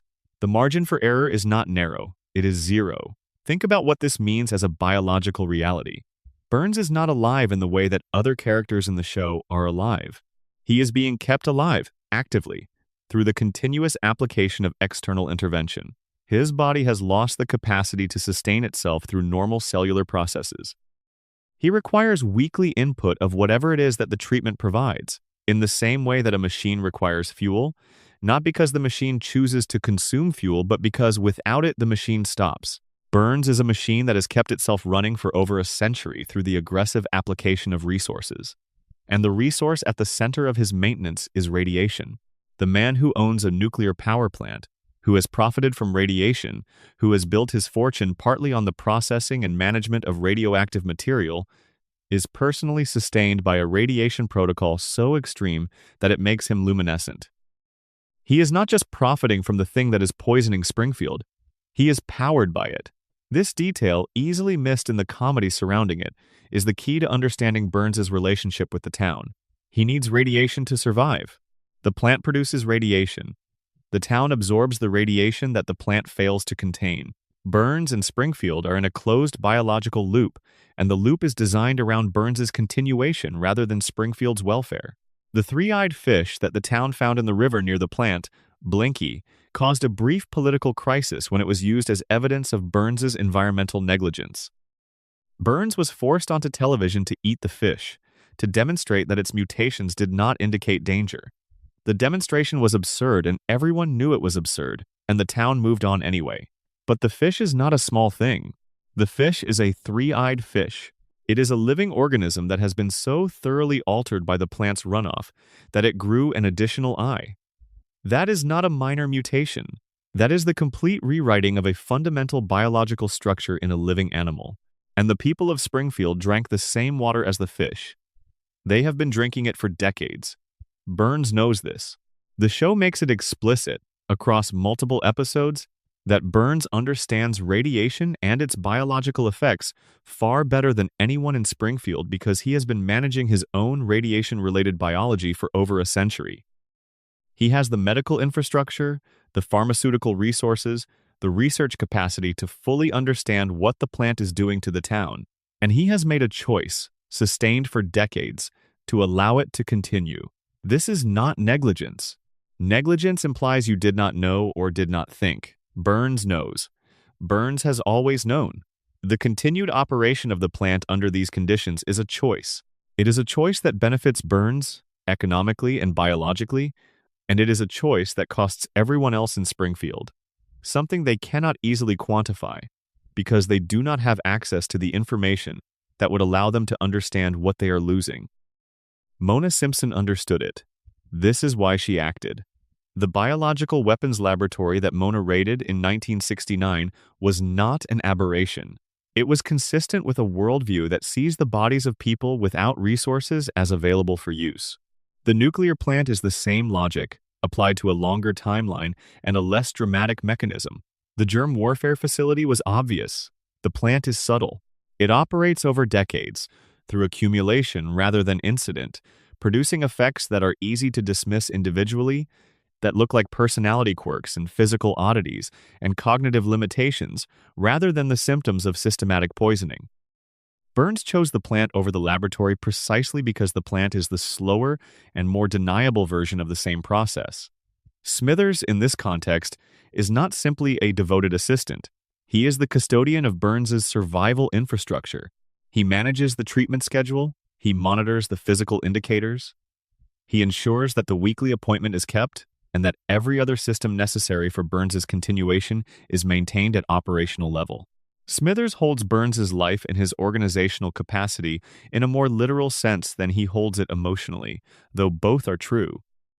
The show treats this devotion as primarily emotional, as the expression of Smithers's feelings for his employer, which are complicated and deep and worthy of examination in their own right. but underneath the emotional layer is a practical reality. Smithers cannot leave Burns, not simply because he loves him or because his career is built on their association, but because leaving Burns would mean Burns misses a treatment, and missing a treatment, even once, is fatal. Smithers is the most important piece of Burns's survival infrastructure, more important than any piece of technology or medical equipment, because all the technology in the world cannot help Burns if there is no one managing the schedule, anticipating the needs, ensuring that the appointments are kept and the protocols are followed. Burns's immortality, such as it is, depends on Smithers the way a complex system depends on its most critical single point of failure. This gives Smithers a power he almost never exercises. He holds Burns's life in his scheduling calendar. One oversight, one deliberate failure to book the appointment, and the oldest man in Springfield dies within a week. Smithers knows this. Burns knows this. The dynamic between them, which looks superficially like pure hierarchy, employer above devoted employee, is actually considerably more balanced when you factor in who genuinely needs whom in the most fundamental sense. Burns's relationship with death is different from everyone else in Springfield's relationship with death, because Burns has been navigating it personally for over a century. He has come close to dying more often than any other character in the show. He has been shot, hospitalized, poisoned, abandoned, physically broken in multiple ways. And every time, the infrastructure catches him. The money summons the specialists. The pharmaceutical division produces the necessary intervention. The staff execute the protocol. Burns comes back. Homer survives through cartoon physics, through the sheer resilience of a body that has been altered by decades of radiation into something that can absorb punishment that would destroy a normal organism. Burns survives through engineering, through the deliberate construction of a system whose sole purpose is to prevent his death regardless of what his body is doing. Homer's immortality is passive. It happens to him. Burns's immortality is active. He built it, he maintains it, he funds it, he ensures it. He is the architect of his own continuation in a way that no other character in the show even approaches. And this perhaps is the most genuinely frightening thing about Burns. Not his cruelty, though that is real. Not his wealth, though that enables everything, but his deliberateness. The fact that every awful thing Burns has done, the violations at the plant, the pursuit of Mona Simpson, the manipulation of Homer's employment, the general exploitation of Springfield's population, has been intentional. He knew what he was doing. He understood the consequences. He chose to continue. Burns is the show's clearest statement about what unchecked power actually looks like when it has had a century to develop. Not the dramatic villain of cartoon tradition, twirling his mustache and announcing his evil plans. Something quieter and more systemic than that. A man who has had so long to build his influence into every structure of the town that dismantling him would require dismantling almost everything, and everyone in Springfield knows it, even if they cannot articulate it, which is why the town never tries. The real three-eyed fish is not Blinky. The real three-eyed fish is Springfield itself. Burns is the fourth eye, the one nobody counted. Section 7. Wayland Smithers, the man who chose his prison. Every story about loyalty eventually arrives at the question of what the loyalty is actually for. Who is it serving? What is it protecting? And whether the person offering it is doing so from strength or from fear. Wayland Smithers has been loyal to Charles Montgomery Burns for his entire professional life. This loyalty is the most consistent and defining fact of his character, more consistent than his personality, more consistent than his apparent values, more consistent than his own clearly demonstrated intelligence and capability. Through changes of administration, through Burns's various crises and hospitalizations and periods of impaired judgment, through every circumstance that might reasonably lead an intelligent person to reassess the relationship and consider alternatives, Smithers has remained exactly where he started, at Burns's side. The question the show has been building to for 36 years, occasionally arriving at and then backing away from, is not why Smithers loves Burns. That part, whatever its precise nature and psychological origins, is something the show has established with enough consistency that it functions as character bedrock. The more interesting question is why Smithers continues to serve Burns despite knowing, in considerable detail, what Burns is and what Burns does. Because Smithers does know. He is not naive about his employer. He is not laboring under illusions about Burns's character or ethical framework. He has been present for enough of Burns's schemes, enough of Burns's cruelties, enough of Burns's deliberate choices to harm people who could not defend themselves, that the picture he has of Burns is accurate. He knows what Burns ordered done to the Springfield water table.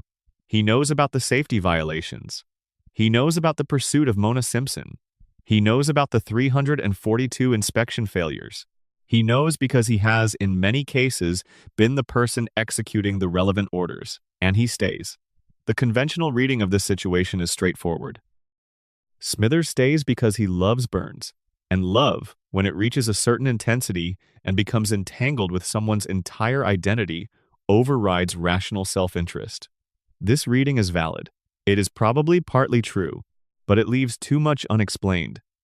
Consider what Smithers' life outside of Burns actually looks like. He has interests. He has friendships, of a kind. He has a private life that the show glimpses periodically, revealing someone with tastes and sensibilities and social engagements that are entirely his own, not extensions of his role as Burns's assistant. He is capable, when the context allows it, of being an autonomous person with his own preferences and his own version of happiness. But this person, the autonomous Smithers, exists primarily in the spaces where Burns is absent. And those spaces are small and carefully bounded, because the demands of Smithers' professional role are total. There is no part of Smithers' day that is completely free from Burns. The treatment schedule, the appointments, the logistics of keeping an immortal billionaire's life running at operational level, these things do not observe working hours.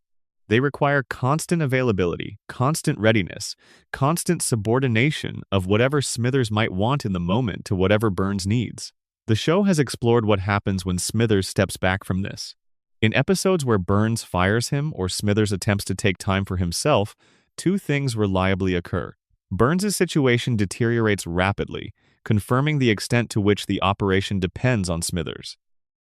And Smithers, free of the demands of the role for the first time, does not experience the relief or liberation that the situation might seem to call for. He experiences something more like freefall. The removal of the constant external demand reveals an interior space that Smithers does not appear to know how to inhabit. This is one of the more quietly devastating observations the show makes about long-term total commitment to another person's needs. When you have organized your entire existence around someone else's requirements for long enough, the you that exists independent of those requirements becomes increasingly difficult to locate. The role consumes the person. And when the role is temporarily removed, the person left standing in its absence is not liberated. They are disoriented. They have been shaped by the constraints for so long that the constraints have become structural. Taking them away does not reveal freedom. It reveals how much of themselves they have given to the architecture of someone else's life. Smithers is brilliant. This is not a contested point within the show. He manages the operations of an organization of considerable complexity, handles administrative, logistical, and medical responsibilities simultaneously, and does so with a competence that is so complete that Burns barely registers its presence, in the same way that you do not notice air until it is gone. Smithers' excellence is the kind that makes itself invisible, because visible excellence would call attention to how dependent Burns is on it, which is a dynamic Burns would find uncomfortable. Smithers allows this invisibility. He performs the management of Burns' dependency with sufficient discretion that Burns can maintain the fiction that he is the source and Smithers is merely the instrument when the actual relationship of dependence runs in the opposite direction, at least as much as it runs conventionally. What did Smithers want before Burns? The show provides fragments of an answer. He was the son of a man who also served Burns, who gave his life to the service of the organization in a way that the show depicts with precisely the level of ambiguity you would expect from a workplace casualty that Burns had obvious motivation to cover up. Smithers grew up in the shadow of Burns's operation, the son of a man whose identity was also consumed by the role, inheriting not just the position but the entire psychological framework that makes the position feel like home. He never had the opportunity to become someone who was not going to work for Burns. The trajectory was set before he was old enough to question it, and by the time he was old enough to see it clearly, He was already so deeply inside it that leaving would have required dismantling everything he had built his sense of himself around. This is the prison, not the job which he is genuinely good at and which provides genuine satisfactions of a kind, but the self that has been constructed around the job so thoroughly and over such a long time that extracting the self from the structure would require taking down everything at once. He cannot do it alone. The show has demonstrated this clearly in every episode that explores the possibility. He starts to move towards something else, and the pull of the familiar, the pull of the system he knows how to operate inside, brings him back. Burns calls. The treatments are due. Something needs managing. And Smithers goes back, because Smithers going back is the thing that Smithers knows how to do. There is a version of the story where Smithers could be free, where he leaves, builds a life around his actual preferences and his genuine capabilities, becomes someone whose existence is organized by his own choices rather than someone else's needs. The show has gestured at this version, has opened the door to it several times from several different directions and allowed us to see it waiting. But Smithers always closes the door, not because Burns forces it closed, because Smithers closes it himself.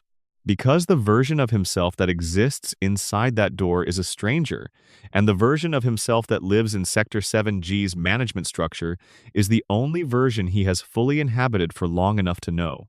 He chose Burns. He keeps choosing Burns, and the tragedy is that the choice is real. It is not coercion. It is the expression of a self so thoroughly shaped by the choice that the choice now feels indistinguishable from identity. Waylon Smithers is the most capable man in Springfield and the man who has done the least with his capabilities, not because he lacks opportunity, but because he long ago gave his opportunities to someone else's calendar and cannot now remember where he left the parts of himself that were meant to use them. Section 8. Ned Flanders, the saint built from conditioning. There is something unsettling about goodness that cannot be turned off. Genuine moral virtue involves choice.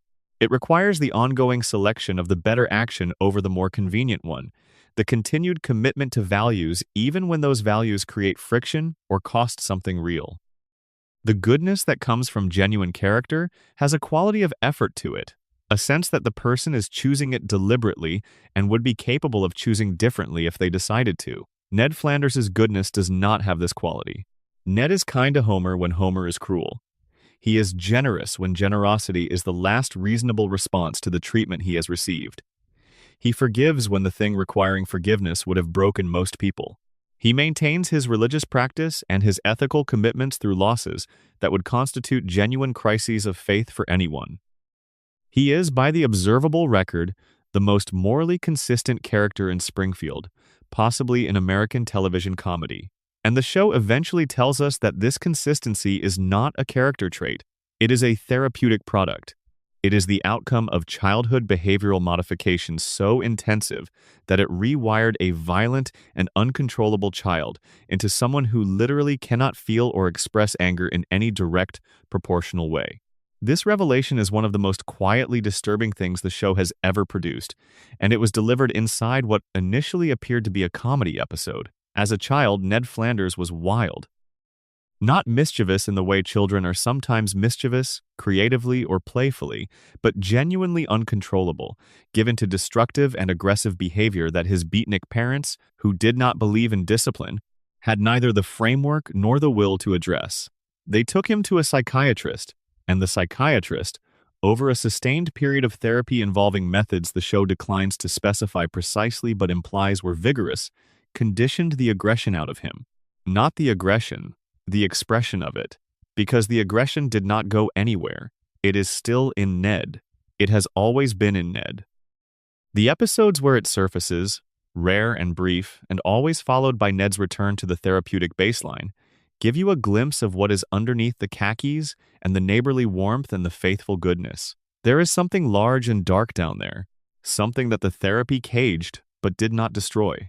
Something that, when it breaks through, briefly, is not the petty frustration of an ordinary man at the end of his rope, but the eruption of a force that was strong enough that childhood experts felt it needed to be contained with professional intervention. Ned Flanders has been carrying that force inside him for his entire adult life. He has been carrying it to church every Sunday. He has been carrying it when Homer borrows his tools and does not return them. He has been carrying it when Ma was killed at the Springfield Speedway, an event that was directly caused by Homer's selfishness and that Ned responded to with forgiveness. When Ma died, when Homer's chaos inadvertently killed the woman Ned loved most, Ned's response was grace, public, genuine, expressed with the warmth and clarity that characterizes his goodness at its most moving. And the show wants you to feel the grace as grace. It is genuinely moving.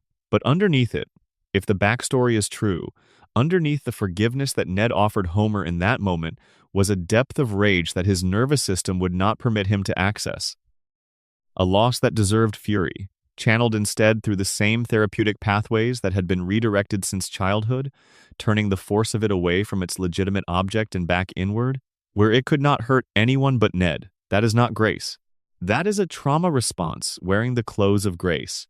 And the difference matters enormously for understanding who Ned actually is. Consider his relationship with God. Ned's faith is the organizing principle of his life.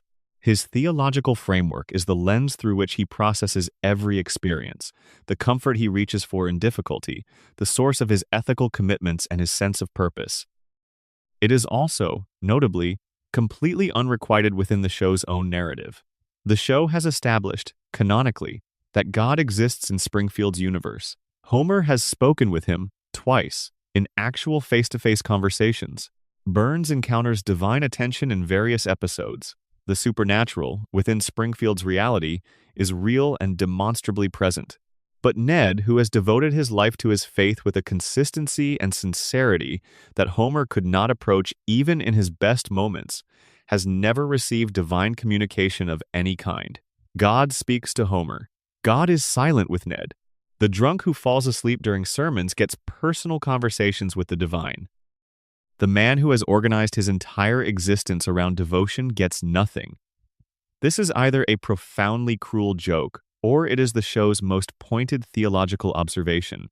Springfield's universe seems to operate on a principle that has nothing to do with merit. Good behavior is not rewarded. Faith is not answered. The grace that Ned exhibits, the warmth, the generosity, the tireless goodwill, produces no particular benefit in the world of the show beyond the immediate moral satisfaction of the acts themselves. Homer, who is cruel and neglectful, and frequently monstrous to Ned, who has destroyed Ned's property, gotten him fired, and whose wife-killing negligence Ned absorbed without consequence, keeps going and finding his way through to the couch at the end of the episode, with his family around him.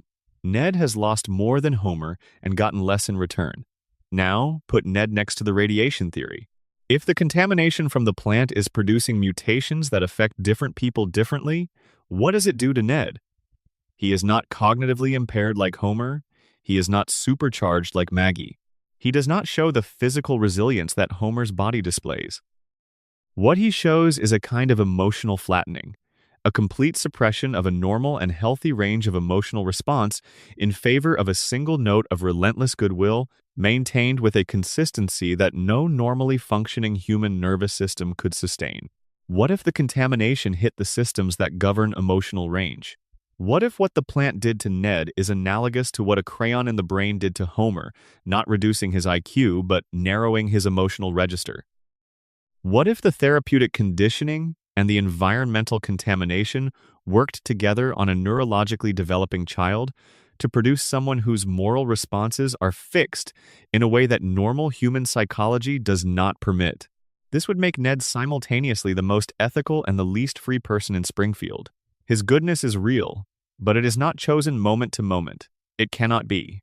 He does not have that flexibility. He was built, or grown, or shaped into someone who responds to difficulty with warmth and loss with forgiveness, because his nervous system has no functional path to any other response. And the thing that is most sad about this, the thing that the show surfaces in the hurricane episode when Ned finally breaks, is that somewhere under the conditioning and the contamination and the theological framework that has given shape to what otherwise would be an unbearable constraint, somewhere under all of that, there is a person who has never been allowed to be angry in a room where it was safe to be angry. He has never yelled at Homer and had Homer hear it and respond to it and change his behavior because of it. He has never been permitted, by his own nervous system, to stay in the feeling of loss long enough to move through it rather than around it. He has never had a conversation with Ma, or with himself about what it actually cost him to absorb everything that life in the house next to Homer Simpson, in the town of Springfield, in the universe of the show, required of him. He just keeps going. Diddly, neighborino. The relentless warmth that is so consistent it starts to feel, under sustained examination, less like joy and more like a very effective cage. Ned Flanders is the show's saddest character dressed as its most cheerful one. And the show knows it. The hurricane episode, the moment where the cage breaks open briefly, is one of the most carefully constructed moments in the entire series, precisely because it lets you see what has been behind the warmth all along. The fury of a good man who has never once been allowed to be furious. Section 9. Mo Zyslak, the bartender at the end of the world. Mo's Tavern is not really a bar. That is to say, it is a bar in the literal sense, a place where alcoholic beverages are served to paying customers in exchange for money. But its function in the life of Springfield is something considerably more complicated than a commercial establishment. It is where the townsmen go when they do not want to be anywhere else, when they cannot go home or do not want to, or have forgotten for a moment what home is supposed to feel like. It is where Homer goes after the crisis, after the fight, after the thing that broke the evening. It is where the men of Springfield gather not to enjoy themselves, primarily, but to be in proximity to other people who also have nowhere better to be. And at the center of it, behind the bar, cleaning a glass that never seems to get any cleaner, is Mo. Mo Zyslak has had his origin story told and retold across multiple episodes, and the details shift enough that the definitive version is impossible to establish. What remains consistent across all the variants is the shape of the story. Mo came from somewhere difficult.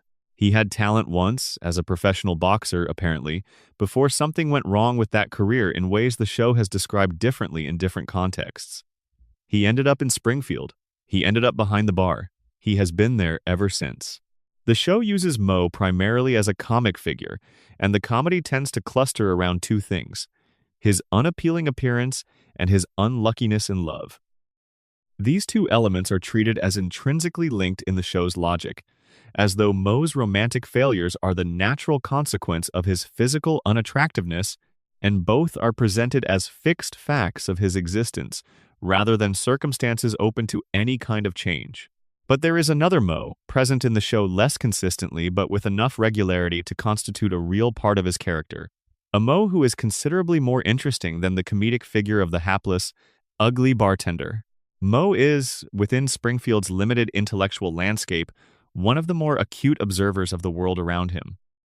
When he breaks through the comedy and says something directly about his situation, or about the situations of the men who drink in his bar, it is often startlingly accurate. He sees the dynamics. He understands what is happening beneath the surface of the exchanges around him. He is, when the show allows him to be, an intelligent and perceptive person who has accumulated decades of observation about what human beings do when they are not presenting their best selves to anyone who might judge them. This is what a bartender in a dive bar actually is, when you think about it. A professional witness to the moments people would rather not have witnessed. And Mo has been doing this for long enough that he has a knowledge of the private lives and genuine states of the men of Springfield that their own families do not possess. He knows what Homer is like when he is away from Marge. He knows what Lenny and Carl are actually to each other, which the show circles without landing on for most of its run. He knows who is miserable and who is managing and who is genuinely okay, and in Springfield, genuinely okay is rarer than it sounds. And he has done nothing with this knowledge.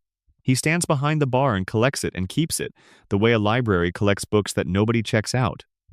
The knowledge is there. It is organized. It represents an enormous accumulation of observation over decades, and it serves nobody, including Mo. His romantic history is worth examining with more care than the show usually affords it, because the pattern it describes is more complicated than simple unluckiness. Mo falls in love, genuinely, intensely, with women who are genuinely interested in him and with whom he has something real. And then the relationship ends. Not always for the same reason, but consistently for reasons that trace back to the same source. Mo cannot sustain connection over time.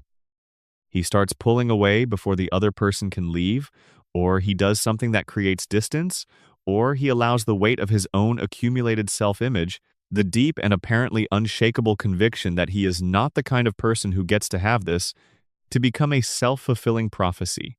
He does not believe he deserves love. This is not a performance or a self-deprecating joke. It is his operating premise, embedded so deeply in how he moves through the world that he is not fully conscious of it. He has decided, at some point in the past, that the category of people who are loved does not include him, and he has organized his life around the outside of that category, building the bar as a monument to the outside, spending his days serving the needs of people whose lives include the things his life lacks. Returning home alone to an apartment the show has depicted as exactly as grim as you would expect. The bar is also, in some sense, a monument to Homer. Moe's relationship with Homer is one of the most thoroughly examined male friendships in the show, and what it reveals is complicated by the fact that Homer is not an easy person to be close to. He is forgetful of Moe's feelings. He is self-absorbed in ways that make genuine reciprocity difficult. He shows up when he needs something and sometimes disappears when the balance of need would shift. And yet Moe is genuinely devoted to him. In the moments where Homer's well-being is actually at stake, Moe is one of the first people to show up and one of the most consistent in staying. The devotion is real. And beneath the surface comedy of their dynamic, there is something genuinely moving about two people whose social options are limited, whose lives have not gone as might have been hoped, who have found in each other a kind of companionship that neither of them has anywhere else in quite the same form. The darkness at the center of Moe's story is simple and complete. He is a person of genuine capacity, emotional and intellectual, who has concluded that the life his capacity might have made possible is not available to him. He has built his world around that conclusion. The bar is the structure. The sarcasm is the insulation. The running jokes about his appearance are the deflection system. Under the radiation theory, Moe's particular configuration, the self-hatred, and the romantic failure, and the professional stagnation looks like a specific kind of contamination outcome. Not the physical mutation of Homer or the cognitive amplification of Maggie, but a particular kind of psychological warping. The suppression of ambition and self-worth at such a fundamental level that they cannot be accessed through normal means. A person who has been, not stupefied exactly, but reduced. Not in intelligence, but in the sense of what is possible. The bar stays open. Homer comes in every night. Moe pours the beer. The glasses get cleaned but never quite come clean. The years pass. And Moe keeps watch at the end of the world's most famous fictional street, accumulating the evidence of other people's lives, knowing everything about them and nothing about himself, waiting for a closing time that keeps not coming. Section 10, Principal Skinner, Armin Tamzarian, The Stolen Life. The episode is called The Principal and the Pauper, and it aired in 1997, and it has been called the worst episode of The Simpsons more times than any other, and it is wrong to call it that. Or at least wrong in the specific way that most people are wrong about it. Not wrong that it is uncomfortable. It is extremely uncomfortable. Not wrong that it disrupted something the show had carefully built. It disrupted it profoundly. But wrong in the conclusion that disruption was the point of the episode, as though the writers had simply made a mistake, wandered carelessly into a narrative decision that broke the established reality, and could have avoided it with more careful thought. They could not have avoided it with more careful thought. They were being very careful and very thought out. The episode is doing exactly what it intended to do. The problem is that what it intended to do was deeply disturbing, and disturbing is not the same as wrong. Let's go through what actually happens. For the first 8 seasons of The Simpsons, Principal Seymour Skinner is a character with a complete and internally consistent backstory. He served in Vietnam. He was a prisoner of war, a defining experience that shaped his institutional loyalty, his rigidity, his complex relationship with authority, the way he simultaneously enforces rules and chafes against them. He has a mother, Agnes, whose domineering presence in his life is played as both comedy and genuine psychological weight. He has a history with the school and with Springfield that goes back decades. Then, a stranger walks into Springfield Elementary and introduces himself as the real Seymour Skinner. The man Springfield has known as Skinner is actually Armin Tamzarian, a street kid from a difficult background who served in the same military unit as the real Skinner, watched Skinner be captured and presumed dead, traveled to Springfield to deliver the news to Agnes, and somehow, in the complicated emotional aftermath of that conversation, slipped into the identity rather than returning to his own. He became Skinner. He wore his name, his history, his relationships, his role for 20 years. And nobody knew. This is already a strange and heavy thing. But what happens when the real Skinner appears is stranger and heavier still. Springfield, confronted with definitive proof that their principal is not who he says he is, confronted with the actual person whose identity was stolen standing in the room with them, makes a collective decision. They vote to keep the fake. They tie the real Skinner to a railroad car and physically remove him from Springfield. The judge issues a legal decree declaring Tamzarian to be the actual Skinner, legally and permanently. And it becomes a crime, under penalty of torture, to ever mention the truth again. The truth is exiled. The lie is legally enshrined. The man who brought the truth is removed from the community by force. The episode is playing this for comedy broadly, in the way the show often plays its darkest moments for comedy as a protective layer. But strip the comedic framing away, and what you have is a description of a specific kind of social dynamic so accurate, so precisely rendered, that it cannot be accidental. Communities protect their comfortable fictions. This is not a cartoon observation. It is a deeply real one. Small towns, institutions, families, any social unit with a stake in a particular narrative about itself will frequently respond to the revelation of an uncomfortable truth by attacking the truth rather than the comfortable fiction. The messenger gets exiled. The lie gets codified. The social contract of collective pretense is enforced not through explicit conspiracy, but through the implicit understanding that the alternative, taking the truth seriously and reorganizing around it, is too expensive. The real Skinner is the messenger. He walked into Springfield with proof that the official story was wrong, and the town's response was not to thank him but to silence him and remove him. He was the inconvenient truth given a human face, and Springfield handled it the way Springfield handles all inconvenient truths. It tied it to a train and sent it somewhere else, and made it illegal to call it back. Now look at Tamzarian, because his story is more complex than his role as the fake at the center of the episode's premise. He was a nobody before Vietnam. That is not a metaphor or a soft characterization. He was a street kid without a future, without a family that wanted him, without any particular claim on a life worth living. He went to war and returned from it having lost the person alongside whom he had begun to develop some sense of purpose, and in the grief of that loss, in the emotional confusion of arriving in a town he did not know to deliver news to a woman he had never met, something happened that the show depicts with more psychological accuracy than its comedy framing suggests. Agnes needed him to be her son, not as manipulation, not as calculation, but as genuine, desperate emotional need.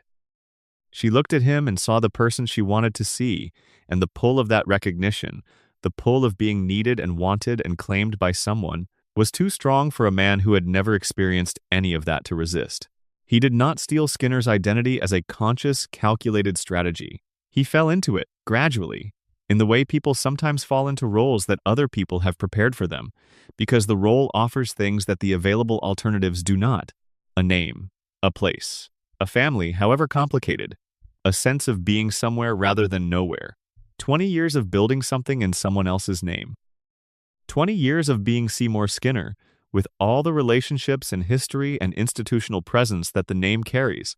And then the person whose name it actually is walks through the door, and everything Tamzarian built is suddenly contingent on the goodwill of people who now know the foundation was false. The town chose to protect the foundation, not out of loyalty to Tamzarian exactly, though some of that may have been present, but because the foundation, true or false, was load-bearing. The school needed Skinner. Agnes needed Skinner. The social structure of Springfield needed a principal who was embedded in the institution's history and relationships. The real Skinner was a stranger. Tamzarian was the person the role had grown around. Keeping Tamzarian was the path of least disruption. Springfield optimizes for minimal disruption. This is its deepest and most consistent behavioral principle.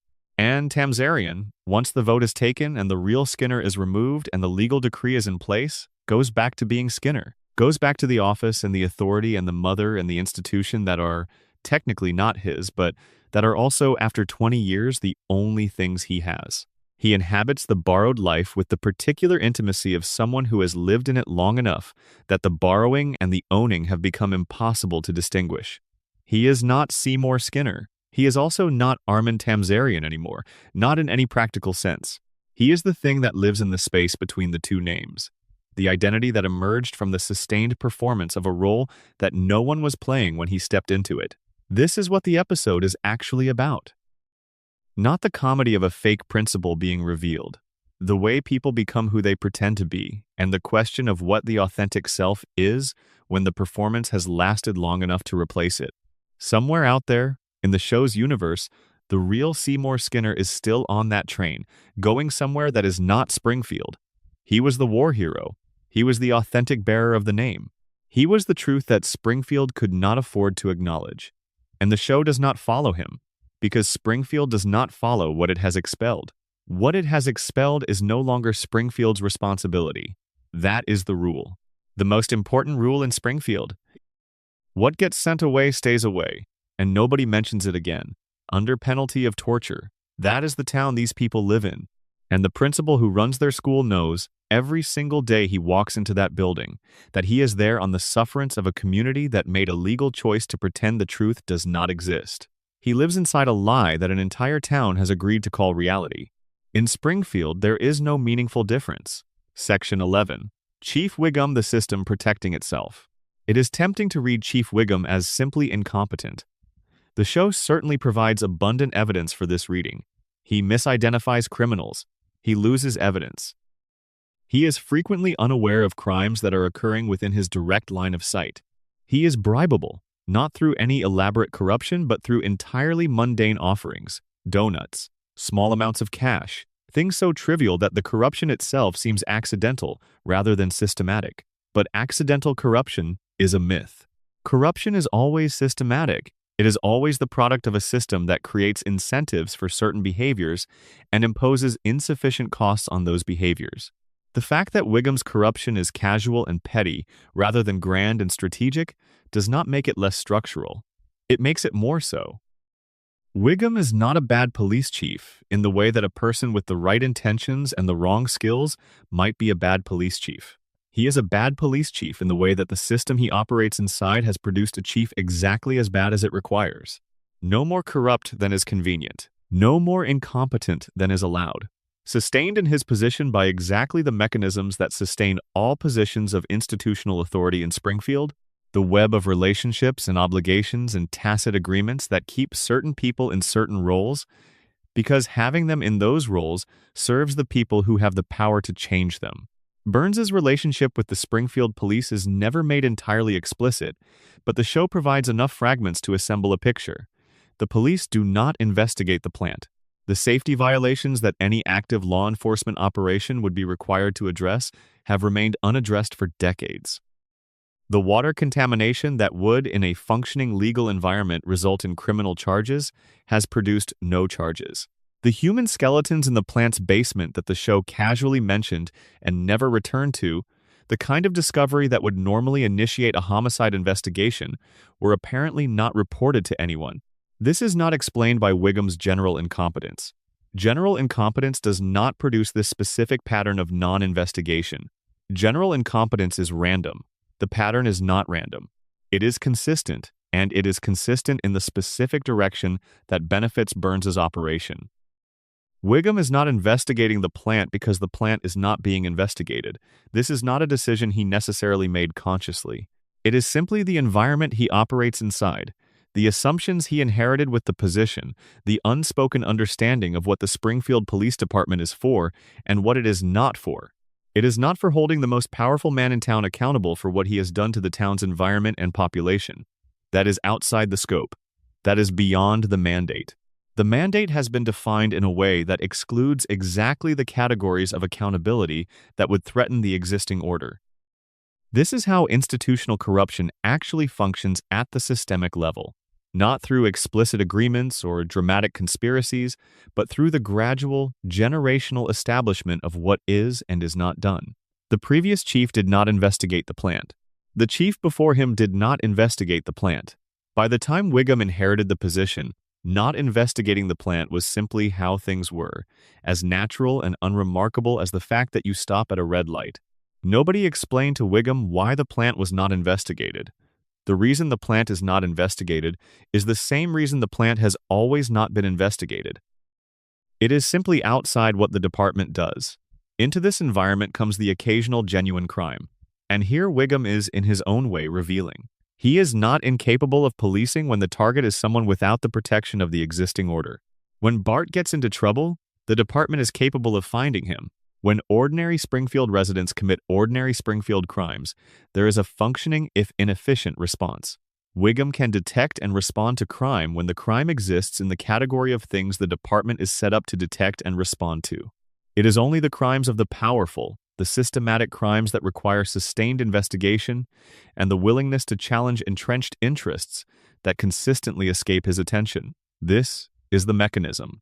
This is how a police force maintains the existing order without anyone consciously choosing to do so. By being effective at the categories of crime that do not threaten the existing order and ineffective at the categories that do, by developing expertise in the manageable and blind spots at exactly the places where vision would be dangerous. Wiggum's son Ralph exists in the show primarily as a comedy element, a gentle, spacey child whose disconnection from ordinary social reality is played as innocence. But Ralph has absorbed something about the world from his father that is worth noticing. He seems, in his particular way, entirely untroubled by anything. He does not experience anxiety or social pressure, or the kind of fear that motivates most children's compliance with social norms. He floats through Springfield with a quality of pure, present-tense experience that everyone else, burdened by their histories and their concerns, has lost access to. Whether this is a product of Ralph's particular neurology, a different expression of whatever the contamination does to developing brains, or simply the consequence of growing up in the chief of police's household with the implicit understanding that certain normal social consequences do not apply to him, is genuinely unclear. But Ralph Wiggum moves through Springfield like someone who has never had to worry about what happens when you get it wrong. Because in his family, in his position in the Springfield social structure, the consequences for getting it wrong are different than they are for everyone else. This is what it looks like to grow up with institutional protection. You do not need to develop the anxiety management skills that other children develop, because the things that anxiety is supposed to manage never fully materialize. Ralph is, in his way, the most nakedly honest portrait of what privilege actually does to a child. It produces a person of genuine sweetness who has never been required to develop the adaptations that difficulty builds. And Wiggum, behind the donuts and the incompetence and the casual corruption, is the mechanism by which that protection is maintained. Not maliciously. Fathers protect their children. That is not a moral failing. It is a human impulse. The problem is not the impulse.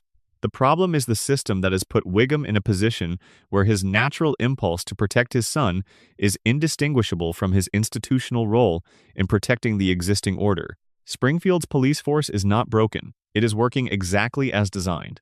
The design just has very little to do with public safety. It has everything to do with public order.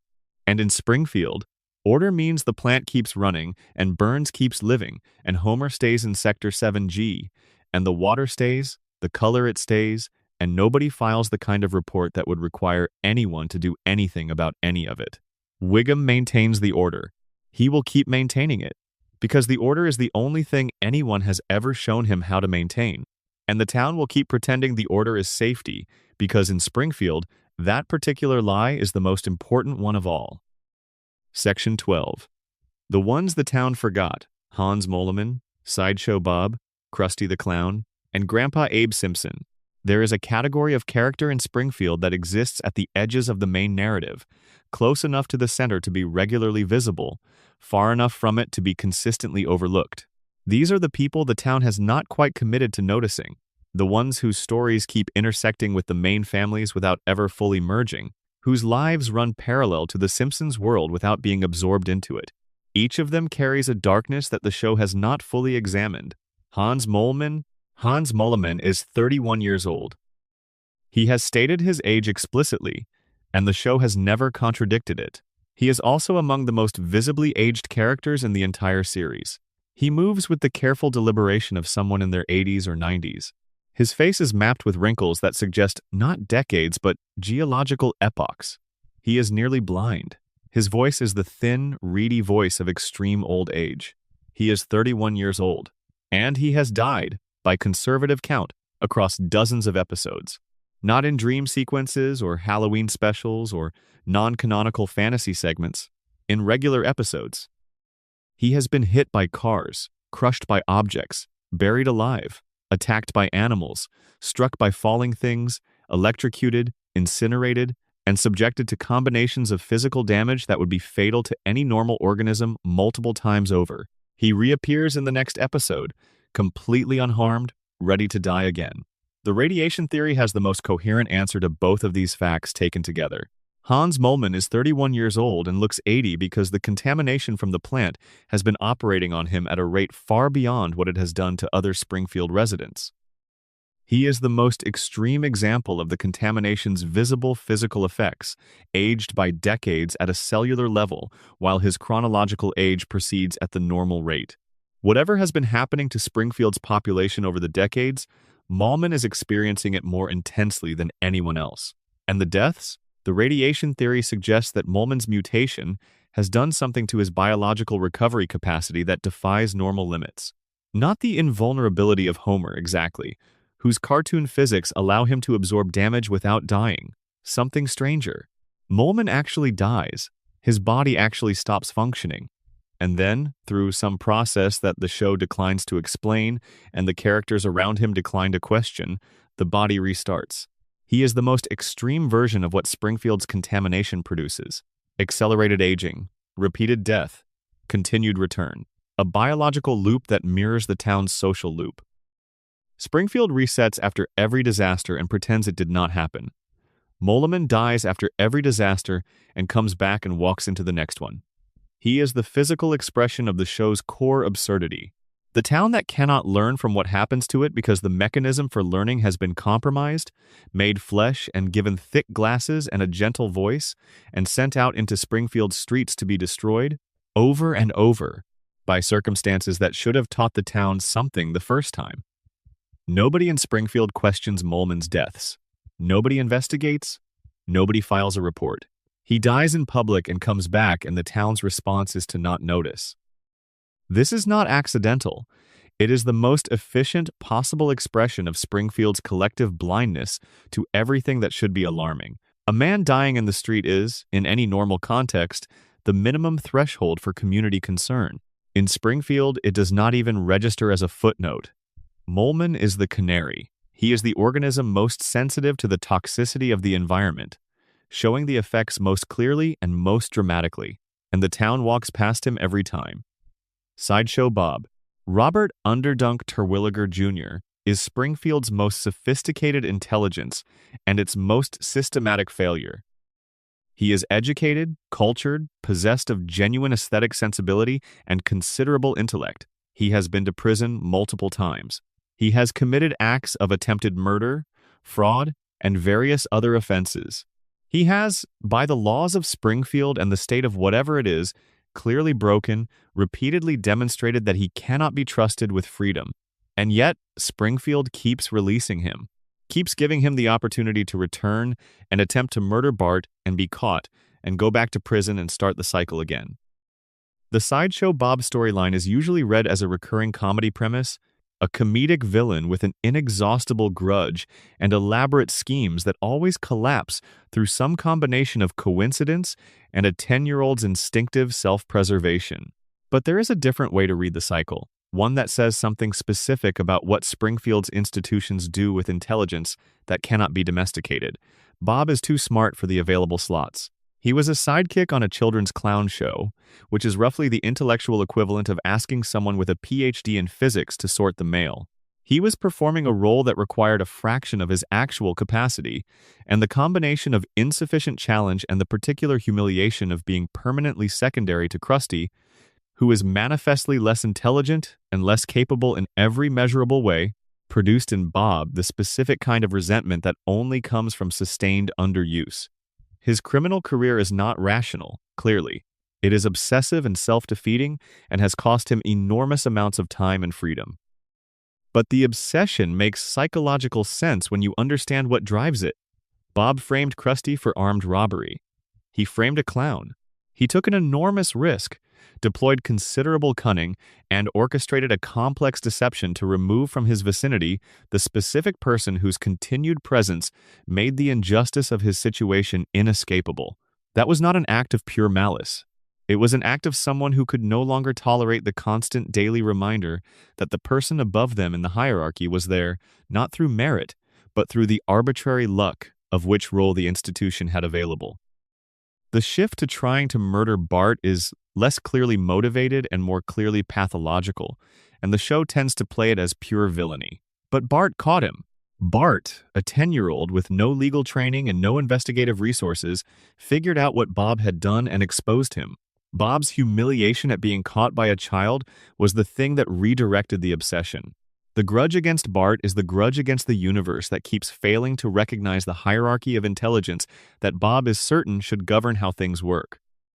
Bob's releases from prison are Springfield's system failing to reckon with what he actually needs, which is a situation that uses his actual capabilities in a way that does not constantly remind him of how insufficient the world is for someone like him.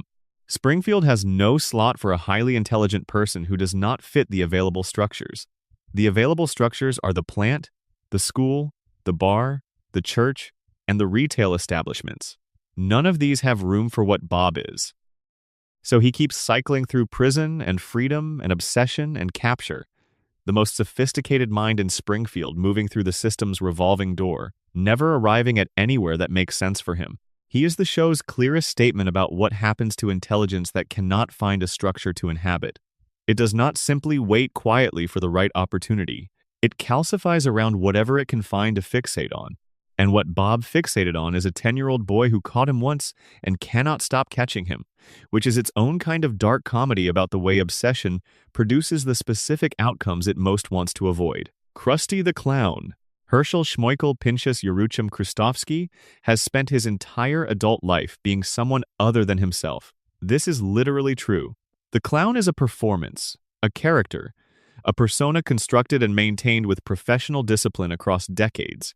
The real person underneath is someone the show surfaces only occasionally, and what it finds when it looks is not comfortable. Krusty is a performer. He is also, by the evidence the show provides, a deeply unhappy man who has numbed the unhappiness through sufficient distraction that it mostly stays below the level of consciousness. The smoking, the gambling, the drinking, the continuous involvement in projects and deals and schemes that keep him in motion, all of these function the same way. They are the machinery of not stopping long enough to feel the weight of what is underneath. The Jewish identity storyline, the estrangement from his father and the eventual reconciliation, is the closest the show comes to showing Krusty without the costume. His father disapproved of comedy as a profession. He wanted Krusty to become a rabbi. The rejection, pursued for the entirety of his adult life, was not the rejection of a bad son by a good father. It was the rejection of a son who wanted to be himself rather than the thing his father wanted. And Krusty responded by becoming enormously successful at exactly the thing his father disapproved of, which is the most common and most expensive way to respond to parental rejection. He did not come to peace with the estrangement. He built an empire to win an argument. He became the most famous clown in Springfield to prove to a rabbi that he had made the right choice, which is not the psychology of someone who believes they made the right choice. The reconciliation, when it came, was genuine. The emotion in those scenes is real. But it came too late, in the sense that fathers and sons always reconcile too late, after too much time has been spent on the wrong argument. Krusty had decades of performance before the reconciliation, decades of being the clown rather than the person. The costume had been on long enough that taking it off required more deliberate effort than most people would know how to sustain. He is also, and this is easy to miss inside the comedy of his cartoonish excesses, a man who genuinely loves the children who watch his show. This is one of the show's most consistent observations about Krusty, that beneath the cynicism and the commercialism and the series of poor personal decisions, there is a real affection for the audience he has served for decades. He is not performing the affection. He actually feels it. The children of Springfield who have grown up watching his show have received something real from him, something that the adult mess of his personal life has not contaminated, because he keeps that part separate with the same professional discipline that keeps the clown costume intact. Krusty is, in the end, a man who found the right thing in the wrong context, who became a children's entertainer by accident or by the pressure of not being able to do the thing his father wanted, and who turned out to be genuinely good at it and genuinely committed to it, even while being manifestly bad at most of the other things his life required. The joke and the sincerity live in him simultaneously.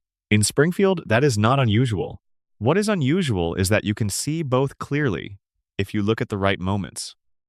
Grandpa Abe Simpson. Homer's father is the least examined member of the Simpson family's inner circle, and the examination he receives is largely comedic. Rambling stories about events that may or may not have happened, confused references to decades that have blurred together, the general portrait of an elderly man who has been placed somewhere he does not want to be and is making the best of circumstances he did not choose. He is also, underneath all of that, a person who made choices that shaped 3 generations of Simpsons and never had to answer for them. Abe Simpson lied to Homer for Homer's entire childhood. He told his son his mother was dead.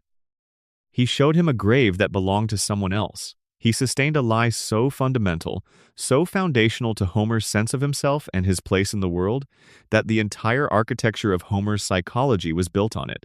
The abandonment that Homer believed was death.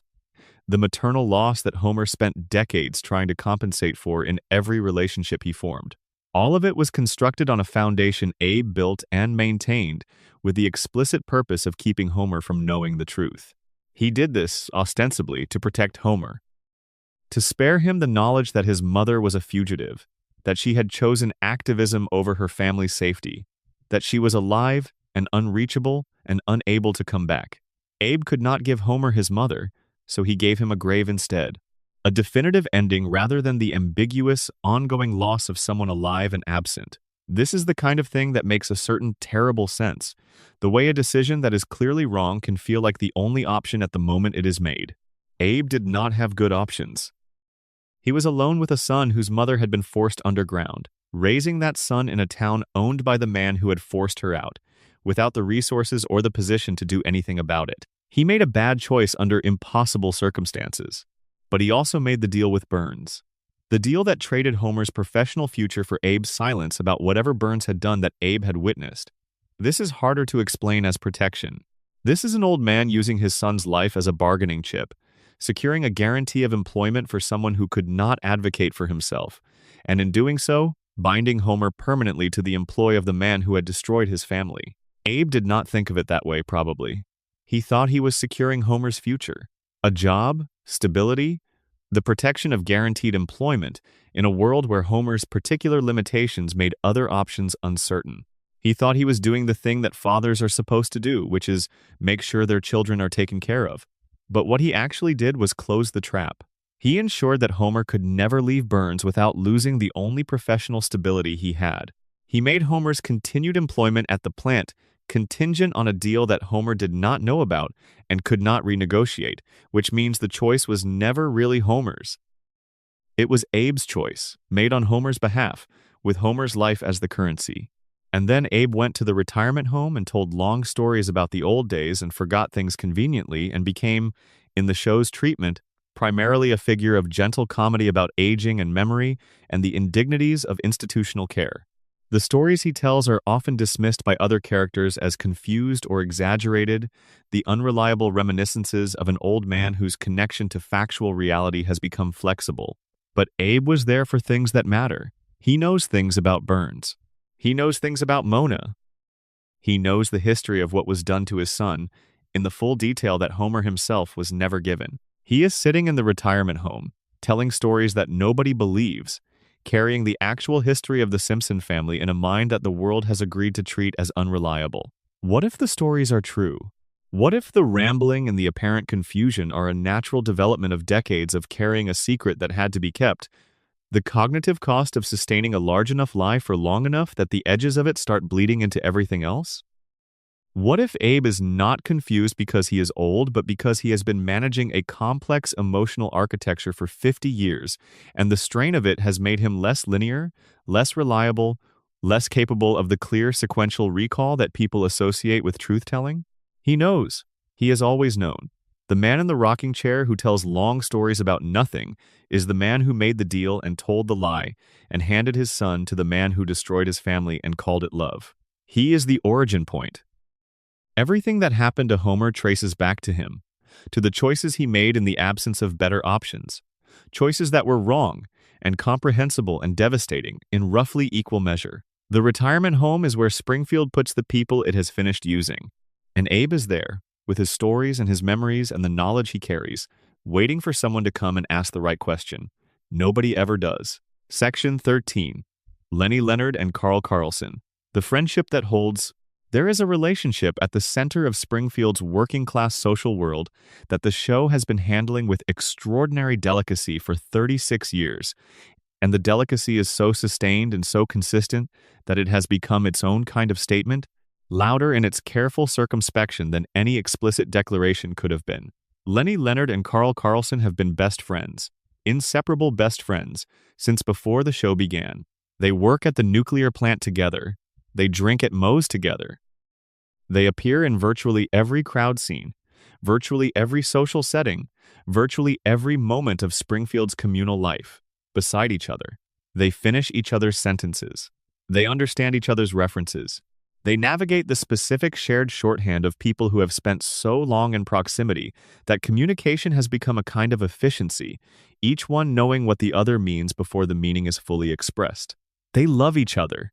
The show has been clear about this in ways that it is simultaneously clear and deliberately ambiguous about, which is itself one of the more specific and intentional creative choices in the show's long history. The episodes that bring the question to the surface handle it with a lightness that is not dismissiveness but something more like respect, the show acknowledging what is visible while declining to reduce it to a category that would flatten its complexity. What is visible is this. Lenny and Carl occupy the emotional center of each other's lives in a way that no one else does. Their individual lives, when the show glimpses them, are organized around each other in ways that go beyond friendship in the ordinary sense of the word. When Carl considers leaving Springfield, Lenny's reaction is not the reaction of someone losing a friend.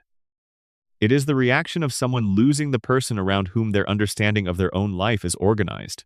When Lenny is hurt or in danger, Carl's response is not calibrated to friendship norms. It is calibrated to something closer to what we usually call love. The show has said this, carefully, in enough episodes that the saying is unmistakable, and it has also, carefully, declined to resolve it into a declaration that would change the practical texture of what it depicts. They are what they are. Springfield, in the specific way that Springfield manages these things, has decided not to examine it too closely and to allow it to be what it is within the ambient tolerance of the community's general inattention. What makes their story dark, in the specific way this exploration has been examining darkness, is the question of what it has cost them to inhabit a relationship this central to both their lives, without being fully able to inhabit it. They work at the nuclear plant. They have worked there for decades. They are, like Homer, embedded in an institution whose contamination has been operating on them for the entirety of their working lives, whose safety violations mean that whatever the plant produces beyond electricity has been in their bodies and their neurology for as long as they have held the positions they hold. And they are still there, still at the plant, still at Moe's, still beside each other in the way they have always been beside each other, neither advancing toward the thing they are nor moving away from it, suspended in the specific stasis that the floating timeline produces in everyone but that in Lenny and Carl's case has a particular texture of deferral, of something held in suspension that has never quite been allowed to resolve. Under the radiation theory, their particular emotional configuration takes on a specific quality. If the contamination affects different aspects of different people's psychology differently, what did it do to Lenny and Carl? Not cognitive suppression, the way Homer experiences it. Not emotional flattening, the way Ned experiences it. Something more like arrested development in a specific dimension, the capacity to move forward into full acknowledged selfhood in a domain that the contamination, combined with the social environment of Springfield, has left suspended. They are fully themselves in every way except this one, and this one is the way that matters most. Lenny has an interior life that the show surfaces occasionally, usually through his diary, which has become one of the more specific running gags in the show's secondary material. The diary exists. Lenny keeps it. He writes in it with a seriousness and a regularity that the show treats as mildly comedic, but that, examined, is the behavior of someone managing a significant interior experience through the technology of private written expression, because the public expression of that experience is not available to him. He is working something out. He has been working it out for 36 years in the private space of the diary, while the public space of his life remains organized around the work and the bar and Carl and the specific holding pattern that Springfield's stasis produces. Carl's arc, when the show follows it, tends to be about his relationship to ambition and to the specific question of whether Springfield is the right context for what he is. He is, by the show's account, considerably more educated and capable than his position at the plant would suggest, possessing a doctorate from the Massachusetts Institute of Technology that sits essentially unused in the specific environment of Sector 7G. He is intelligent enough to be somewhere else. He has stayed. Why has he stayed? The show provides several answers across different episodes, and they are all partial. There is the friendship, clearly. There is the specific comfort of a familiar environment and familiar relationships. There is the particular inertia that accumulates in people who have been in a place long enough that the effort of departure begins to exceed the pull of the destination. But under the reading that puts Lenny and Carl's relationship at the center of their individual stories, the answer is simpler. He has stayed because leaving would mean leaving Lenny, and leaving Lenny would mean abandoning the thing that is most real in his life for the sake of an ambition that would produce, at best, a version of his life that was more conventionally successful, but organized around something less important. He is right about this. Whatever the show's specific relationship to Carl's actual feelings, the structural observation is accurate. The thing most worth having in his life is already in Springfield. The question that has never been answered is whether having it fully, having it in a form that matches its actual significance in both their lives, is something Springfield allows. Springfield's collective management of reality suggests the answer is complicated. The town runs on comfortable fictions and the suppression of inconvenient truths and the maintenance of arrangements that serve the existing order. In this context, the specific arrangement that Lenny and Carl have settled into, the deep and genuine and semi-acknowledged and perpetually unresolved intimacy of their friendship, is perhaps the most efficient compromise available. It is real, it is present. It is allowed. It simply cannot be fully named without becoming something that Springfield's existing frameworks would not know how to absorb. They drink their beer at Moe's. They sit beside each other in the booth that is, by this point in the show's run, essentially their booth. They navigate the specific comfort of a relationship so established that it requires almost no maintenance because 36 years of proximity have built the kind of mutual knowledge that makes most of what communication usually requires unnecessary. They are the most comfortable people in Springfield. They are also, in this specific way, the most constrained. The comfort and the constraint are built from the same material. And they keep showing up, together, as they always have, as they presumably always will, in the specific suspension of the floating timeline. Never quite moving forward, never quite needing to, the question of what they are left in the particular state of productive ambiguity that allows Springfield to keep not answering it. They are what they are. Springfield knows, and Springfield, true to form, has agreed to let it be. Section 14. Patty and Selma Bouvier. The lives that didn't happen. Marge has 2 sisters. This is a fact the show established early and has returned to regularly across its entire run, and the sisters have been used primarily as comic foils, as the specific kind of Greek chorus that family sitcoms tend to produce. The relatives who are present at holidays and crises and who comment on the main characters' lives from a position of simultaneous intimacy and distance. But Patty and Selma Bouvier carry something beneath their comedy function that the show has not always given adequate space to examine.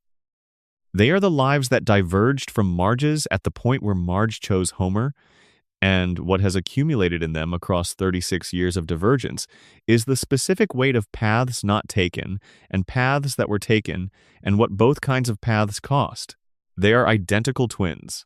This is the most foundational fact about them, and it is both a comedic device and a genuinely complex psychological reality. Identical twins occupy a specific position in their own development. The constant presence of someone whose physical appearance mirrors your own, whose early environment was identical to yours, whose developmental trajectory began from the same biological starting point. The question of who you are as distinct from the other person is a question that twins navigate their whole lives, and the answer is found in the divergences, the places where, despite the identical starting point, the paths went different ways. Patty and Selma's path went the same way for a long time. They grew up in the Bouvier household with the same anxious mother, the same absent father, the same unspoken curriculum of agreeableness and management, and the suppression of difficult feelings in favor of maintaining the household's emotional climate. They absorbed the same lessons in the same environment.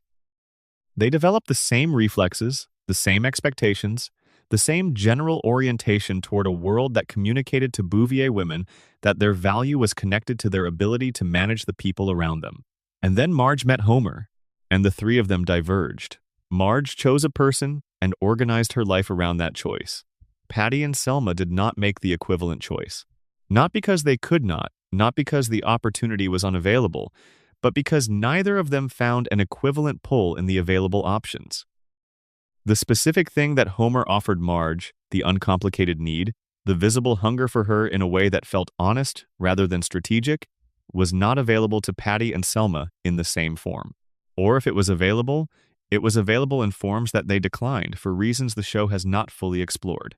What they have instead of Marge's choice is each other, and their work, and their cigarettes, and their MacGyver, and the specific texture of a life organized around a partnership that is deeply familiar and requires nothing in terms of romantic performance, but that also, by its nature, cannot provide some of the things that romantic partnership provides.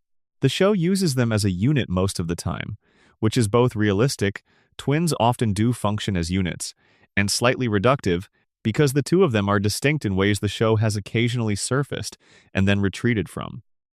Patty eventually comes out as gay, in an episode that the show handles with a combination of comedy and genuine feeling that is characteristic of its approach to these moments.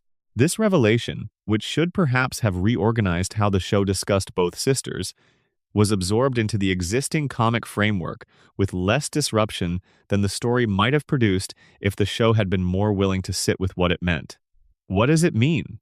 For Patty, it means that the life she has been living, the partnership with Selma, the work at the DMV, the cigarettes, and the MacGyver, has been in some respects a life organized around the absence of something she could not previously name. The desire for women was present. The social framework for inhabiting that desire, in Springfield specifically, and in the earlier decades of the show's run more broadly, was not available in the same way it became available later. She managed without it. She built around it. She constructed a life that was real and functional and genuinely hers, while containing, in the space where the relationship she actually wanted would have been, the absence of that relationship. Selma's story is different and in some ways more conventionally tragic, though the show handles it as comedy. She wants a child. She wants a family in the specific sense of a family she made, a child who is hers, a version of the domestic life that Marge has that Selma has not been able to produce through the mechanisms that most people use to produce it. She has been married multiple times. The marriages have not lasted. The specific person who would make a family with her has not materialized and sustained and become the permanent feature of her life that she needs them to be. The adoption storyline when Selma adopts a baby girl from China is one of the more affecting things the show has produced about her. Because it shows, briefly, that what Selma has been after is achievable on terms that do not require the permanent romantic partner she has not been able to find. She can be a mother. She is capable of it. The love she has available for the project of caring for a child is real and sufficient, and the child is genuinely being loved. And then the adoption storyline resolves in the way that the show's format requires storylines to resolve, which is to say, It is not sustained as a permanent feature of Selma's life in the ongoing episodes that follow. Springfield resets. Selma is single again. The child is not foregrounded in subsequent episodes in a way that would require the narrative to carry the ongoing reality of her parenthood. This is the show's most honest and least comfortable observation about Patty and Selma. They are the characters who exist in the shadow of Marge's choice, and the shadow is cast in both directions. They are not failures, they are not cautionary tales. They are people who have built genuine lives around genuine values and genuine attachments. But they are also people for whom certain specific things, the things that Marge's choice made available to Marge, have remained just outside reach, not because they lack the capacity, but because the specific conditions for those things have not aligned. They smoke. They have always smoked. The cigarettes are the show's most consistent visual shorthand for something about both of them. The specific relationship between the smoking and what it manages, what it provides in the absence of other things, the habitual comfort of the familiar chemical engagement with the world that does not ask anything back beyond the act itself. They are 40-something women in a town that does not grow older, preserved at the age they were when the show began, in the same DMV, with the same cigarettes, in the same apartment, with each other. The floating timeline treats their suspension the same way it treats everyone else's. But in Patty and Selma's case, the suspension has a specific texture, the texture of lives that are waiting for something that the floating timeline has ensured will never arrive, because arriving would require the passage of time that the show cannot allow. They are the specific sadness of the path not taken, kept in suspension beside the path that was taken, and the two paths go to Moe's for beers sometimes, and have holidays together and maintain the specific complicated intimacy of sisters who love each other and annoy each other and cannot quite exist in each other's lives without the friction of 36 years of proximity and difference. They are real. Their reality includes the specific loss of things that did not happen, and Springfield, true to form, has decided that the losses are funnier than they are sad, and has spent 36 years proving that the two things are not mutually exclusive. Section 15. Kent Brockman, the man who reports what Springfield allows. The relationship between a journalist and the truth is supposed to be simple.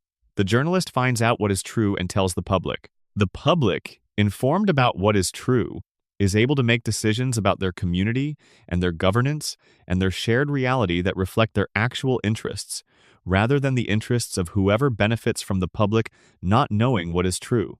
Kent Brockman has been Springfield's primary news anchor for the entirety of the show's run. He has reported on the events of Springfield with a consistency and a visibility that makes him one of the most publicly prominent figures in the town. He is the voice that tells Springfield what is happening.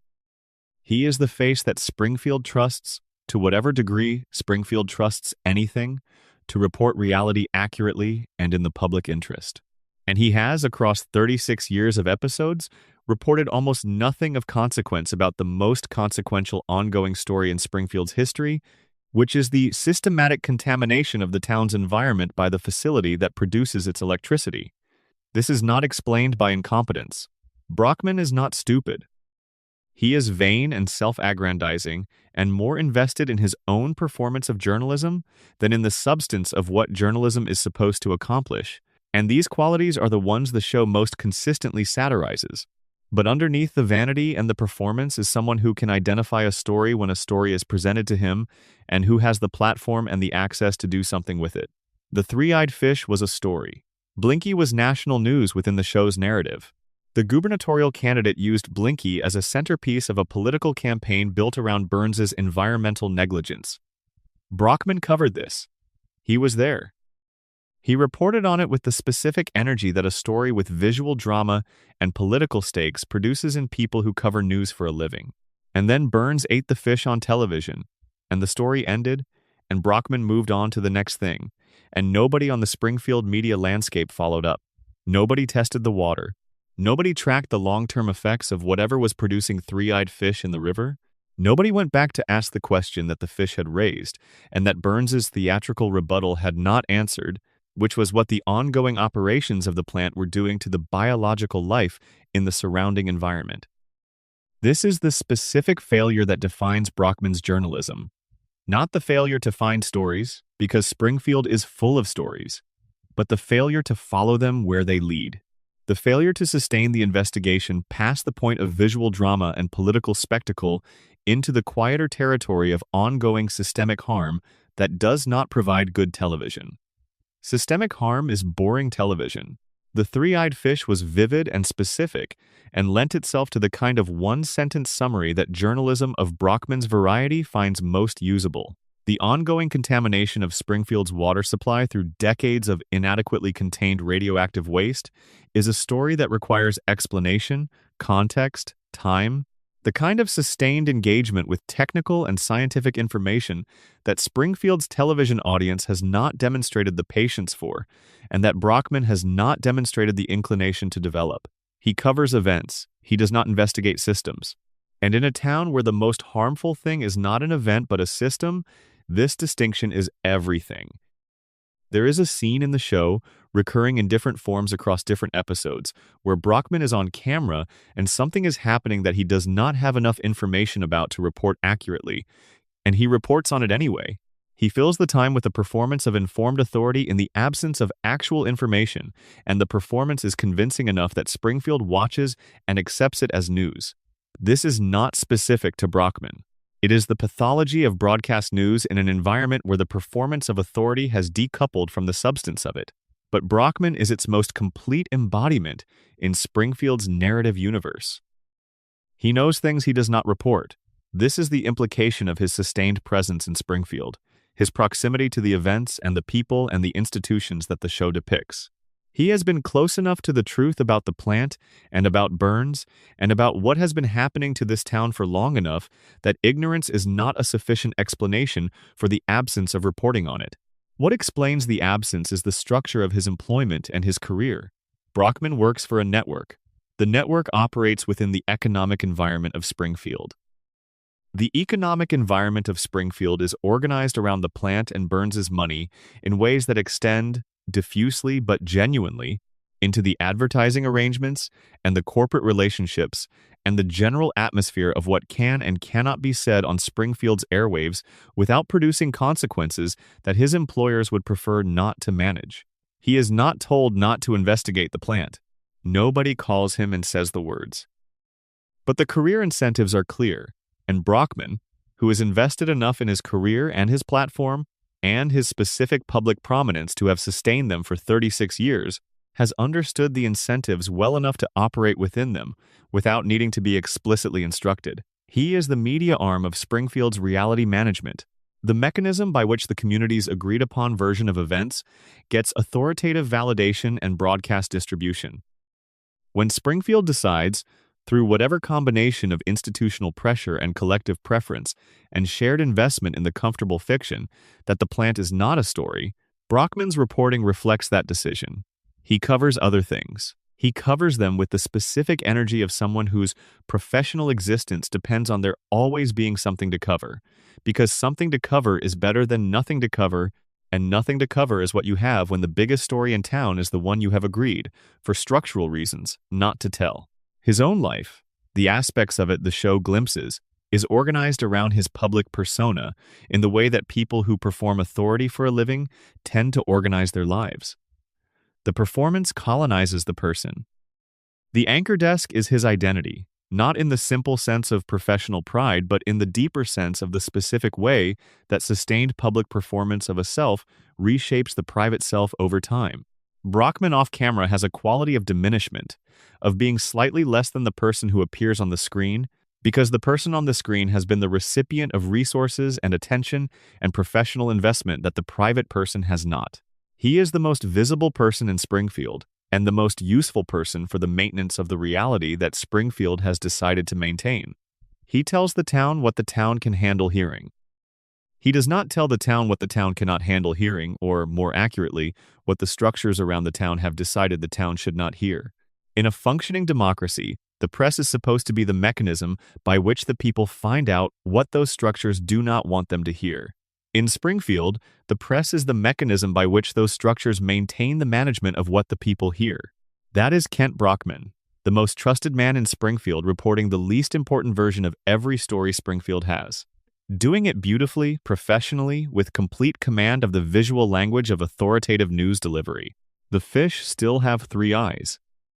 Nobody is asking why. And tomorrow night at 6, Kent Brockman will tell Springfield what it needs to know about the weather. Section 16. Dr. Nick Riviera and Dr. Julius Hibbert, 2 versions of medicine in a sick town. Springfield has 2 doctors who appear with regularity.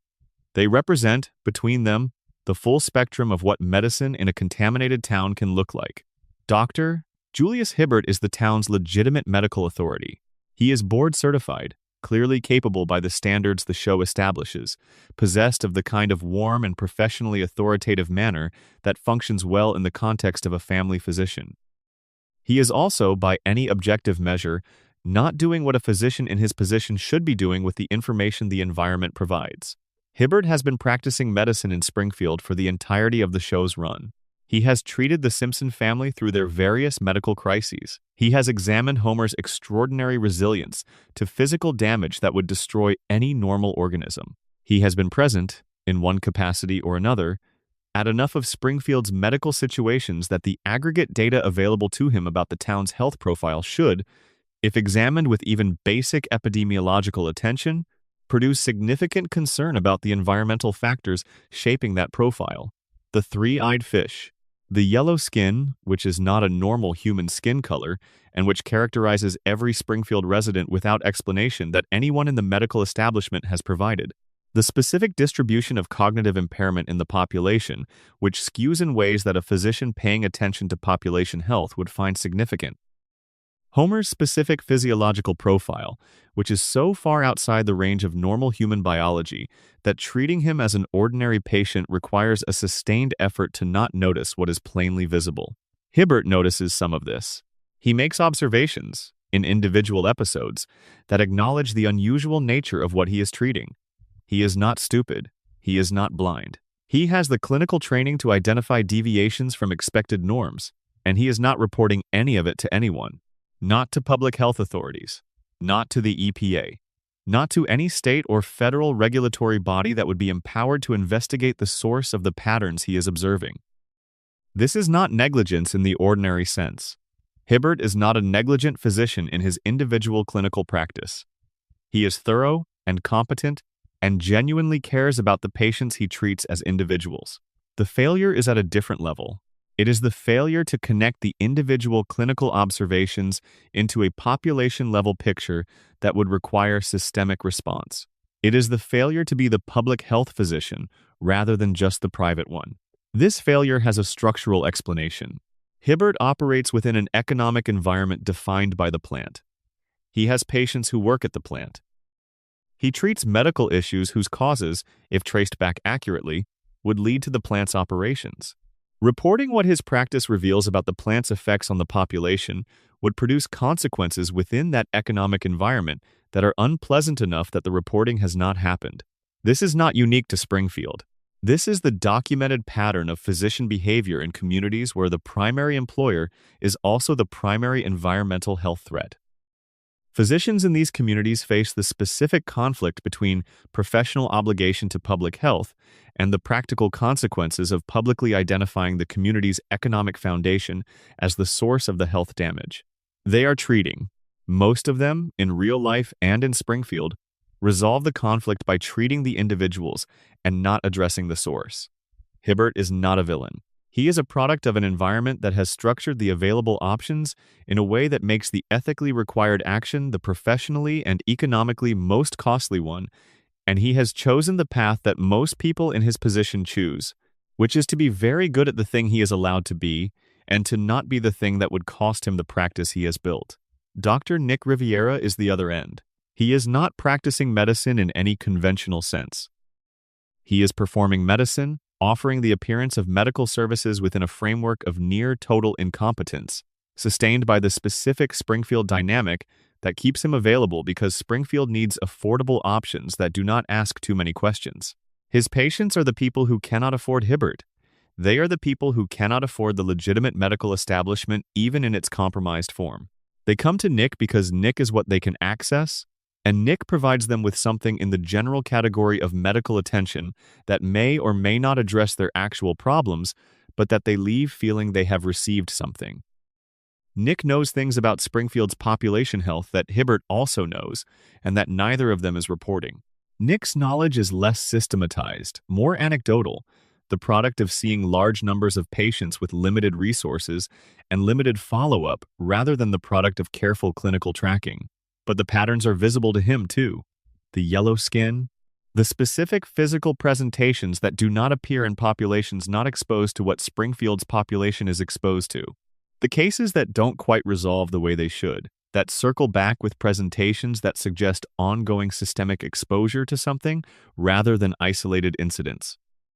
Nick does not report these either, for different reasons than Hibbert, not the structural economic conflict of the established physician, but the simpler reality that Nick's practice exists in a regulatory gray area that does not survive scrutiny, and scrutinizing the environmental health patterns of his patient population would invite the kind of regulatory attention that his practice cannot afford.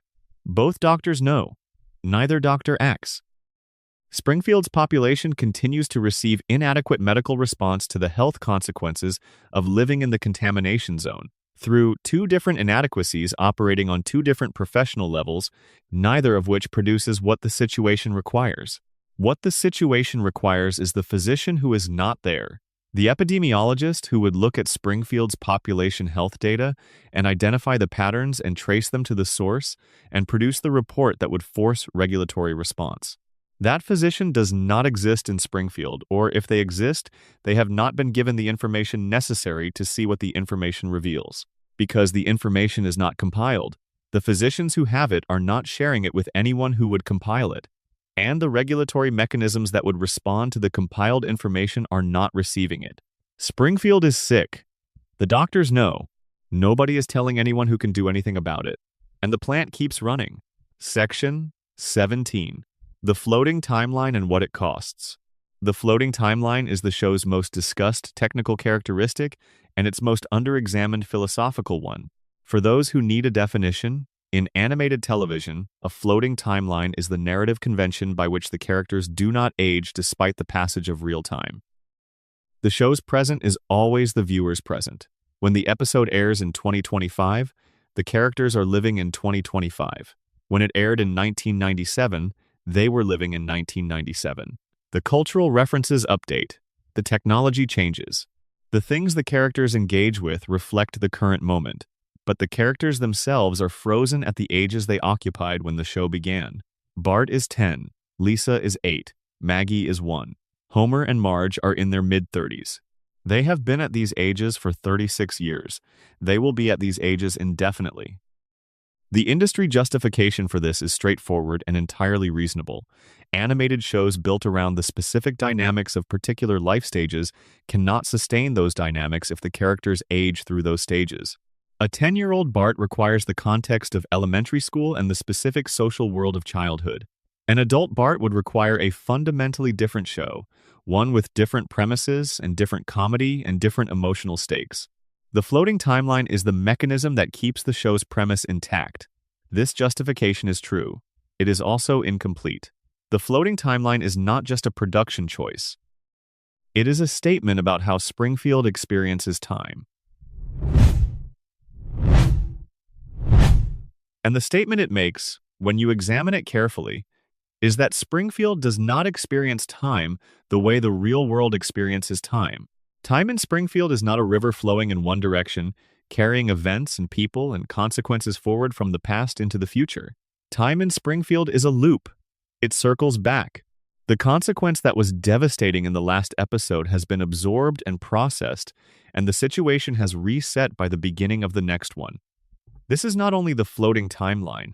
The floating timeline produces the character stasis, but the episode-level reset, the way that events with enormous potential consequences for the characters and the community are consistently neutralized between episodes, is a separate mechanism that the show deploys in addition to the character stasis. The two together produce the specific quality of Springfield's temporal experience, the sense that nothing accumulates, that the consequences of Tuesday are not present on Thursday, that the world is perpetually fresh and the same. Every theory the show has generated about itself engages with this quality of Springfield's time from a different angle.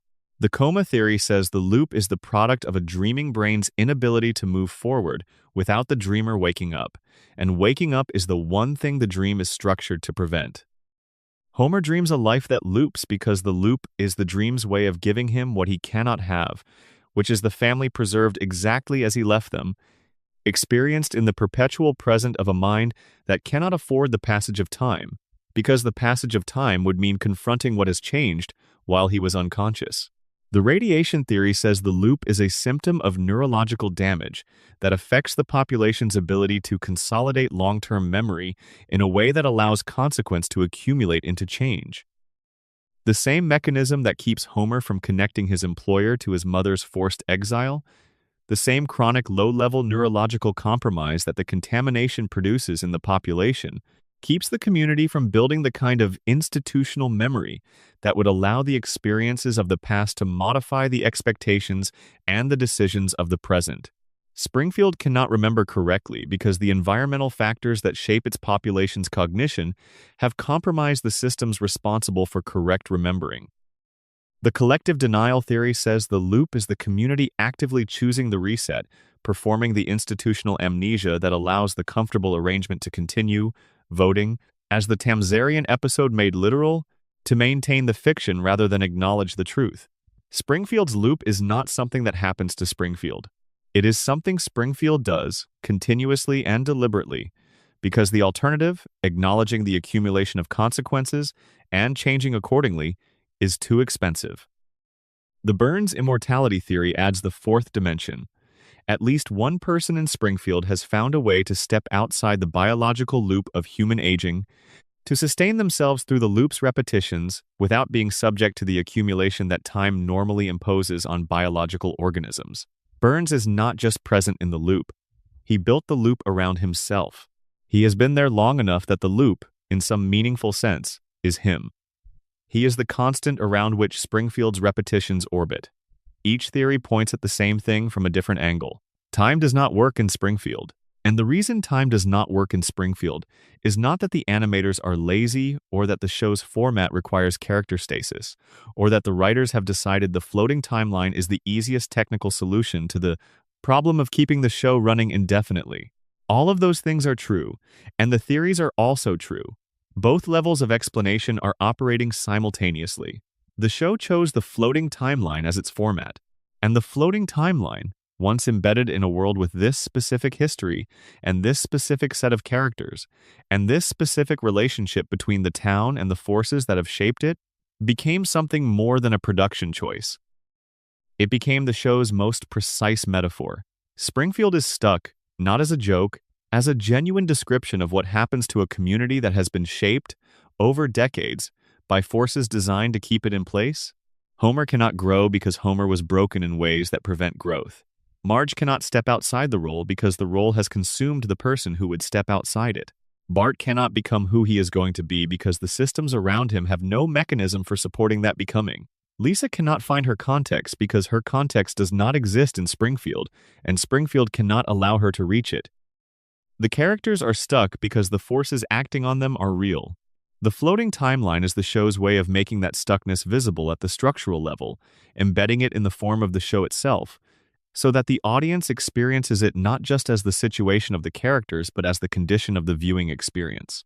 We watch Springfield not change.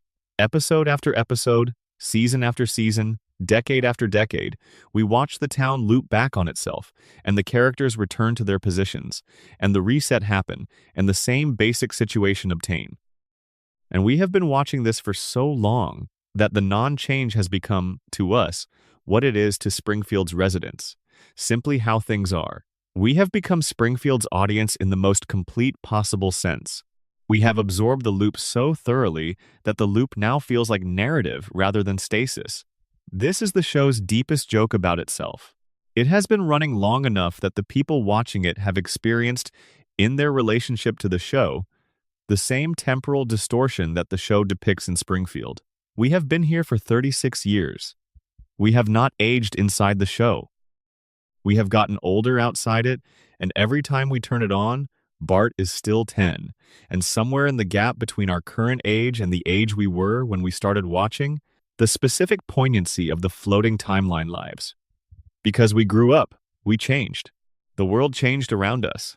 And Springfield did not. Springfield was there when we came back, exactly as it was. The family on the couch, the plant on the horizon, the fish with 3 eyes in the river, the oldest man in America in his tower looking out over the town he owns.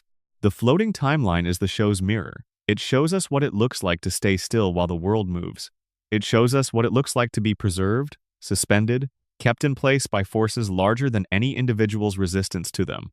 And it shows us, every week, that the family on the couch is still intact, that the love is still there, that the warmth in the yellow house on Evergreen Terrace has not been extinguished by 36 years of everything the show has thrown at it. The loop is the trap. The loop is also the preservation. The same mechanism that prevents growth also prevents loss. The same force that keeps Homer broken keeps his family intact. The stasis that is the contamination's symptom is also, from a certain angle, the contamination's only accidental kindness. Springfield does not change, and the Simpsons do not lose each other. These two facts are not separable. They are the same fact, experienced from different angles. The dark version is that Springfield is a contamination zone, and the people inside it are trapped.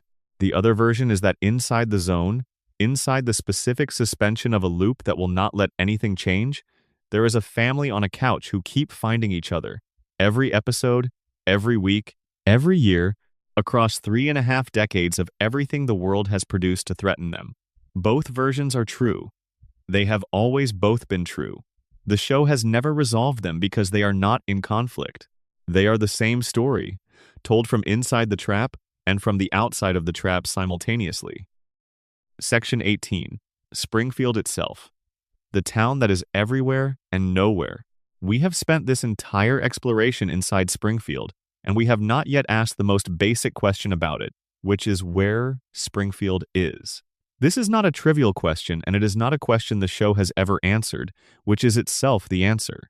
Springfield is everywhere. Springfield is nowhere. Springfield is the town you grew up in regardless of where you grew up. The specific composite of every American community that has ever been, assembled without regard for geographic logic into a single impossible place. Matt Groening named it after Springfield, Oregon. He has said this in on-record interviews, and the statement was treated for about 48 hours as the resolution of one of American television's most sustained mysteries, before the show itself continued providing contradictory geographic information in subsequent episodes that made it clear Oregon was one input into Springfield's construction, not a definitive location. The show has placed Springfield on the coast and in the heartland, bordered by states that cannot share a border, accessible to deserts and oceans and mountain ranges and farmland in combinations that do not exist in actual American geography, with weather that ranges from Arctic blizzard to tropical heat within the span of a single season, with a climate that seems to respond to narrative requirements rather than atmospheric physics. Springfield is a geographic impossibility. This is by design. It is the show's most elegant and most overlooked bit of construction, because the impossibility is built into the premise so thoroughly that most viewers have stopped noticing it as an anomaly and have accepted it as simply what Springfield is. But the impossibility is saying something. And what it is saying connects to everything else we have examined. The contamination theory extends naturally to geography. If the radiation from the plant can alter biology, producing 3-eyed fish and yellow skin and cognitive profiles that deviate from uncontaminated norms, why should its effects stop at the biological? If the contamination can rewrite cellular structures, can alter neurological development, can produce biological changes that defy ordinary human physiology, what reason is there to believe that it cannot also, in whatever mysterious way large-scale contamination might interact with the physical environment, produce geographic effects that defy ordinary American geography? This sounds absurd. It is absurd. The show is a cartoon. But within the show's logic, within the internal consistency of a world where a man can survive being crushed by a vending machine and come back in the next episode as though nothing happened, within the logic of a world where an infant has the strategic intelligence of a trained operative, Within the logic of a world where the oldest man in America is kept alive by weekly radiation treatments and has been alive long enough to have personal memories of the Gilded Age, within that logic, the geographic impossibility of Springfield is not the most impossible thing on offer. The coma theory produces the most emotionally resonant account of Springfield's geography. If Homer is dreaming, if every episode since 1993 is a product of his unconscious mind sustaining the simulation of the life he lost when the vending machine fell, then Springfield is assembled from the fragments of America that Homer's sleeping brain carries. He has not seen much of the world. He is not widely traveled, but he has watched television his entire life, and television has shown him images of coasts and mountains and deserts and farms, and his dreaming brain has assembled them into the composite that is Springfield, without having a precise cartographic memory of where each element belongs. Dreams do not have geographic logic.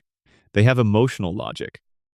The ocean is there because Homer has seen the ocean, and it is part of the available material.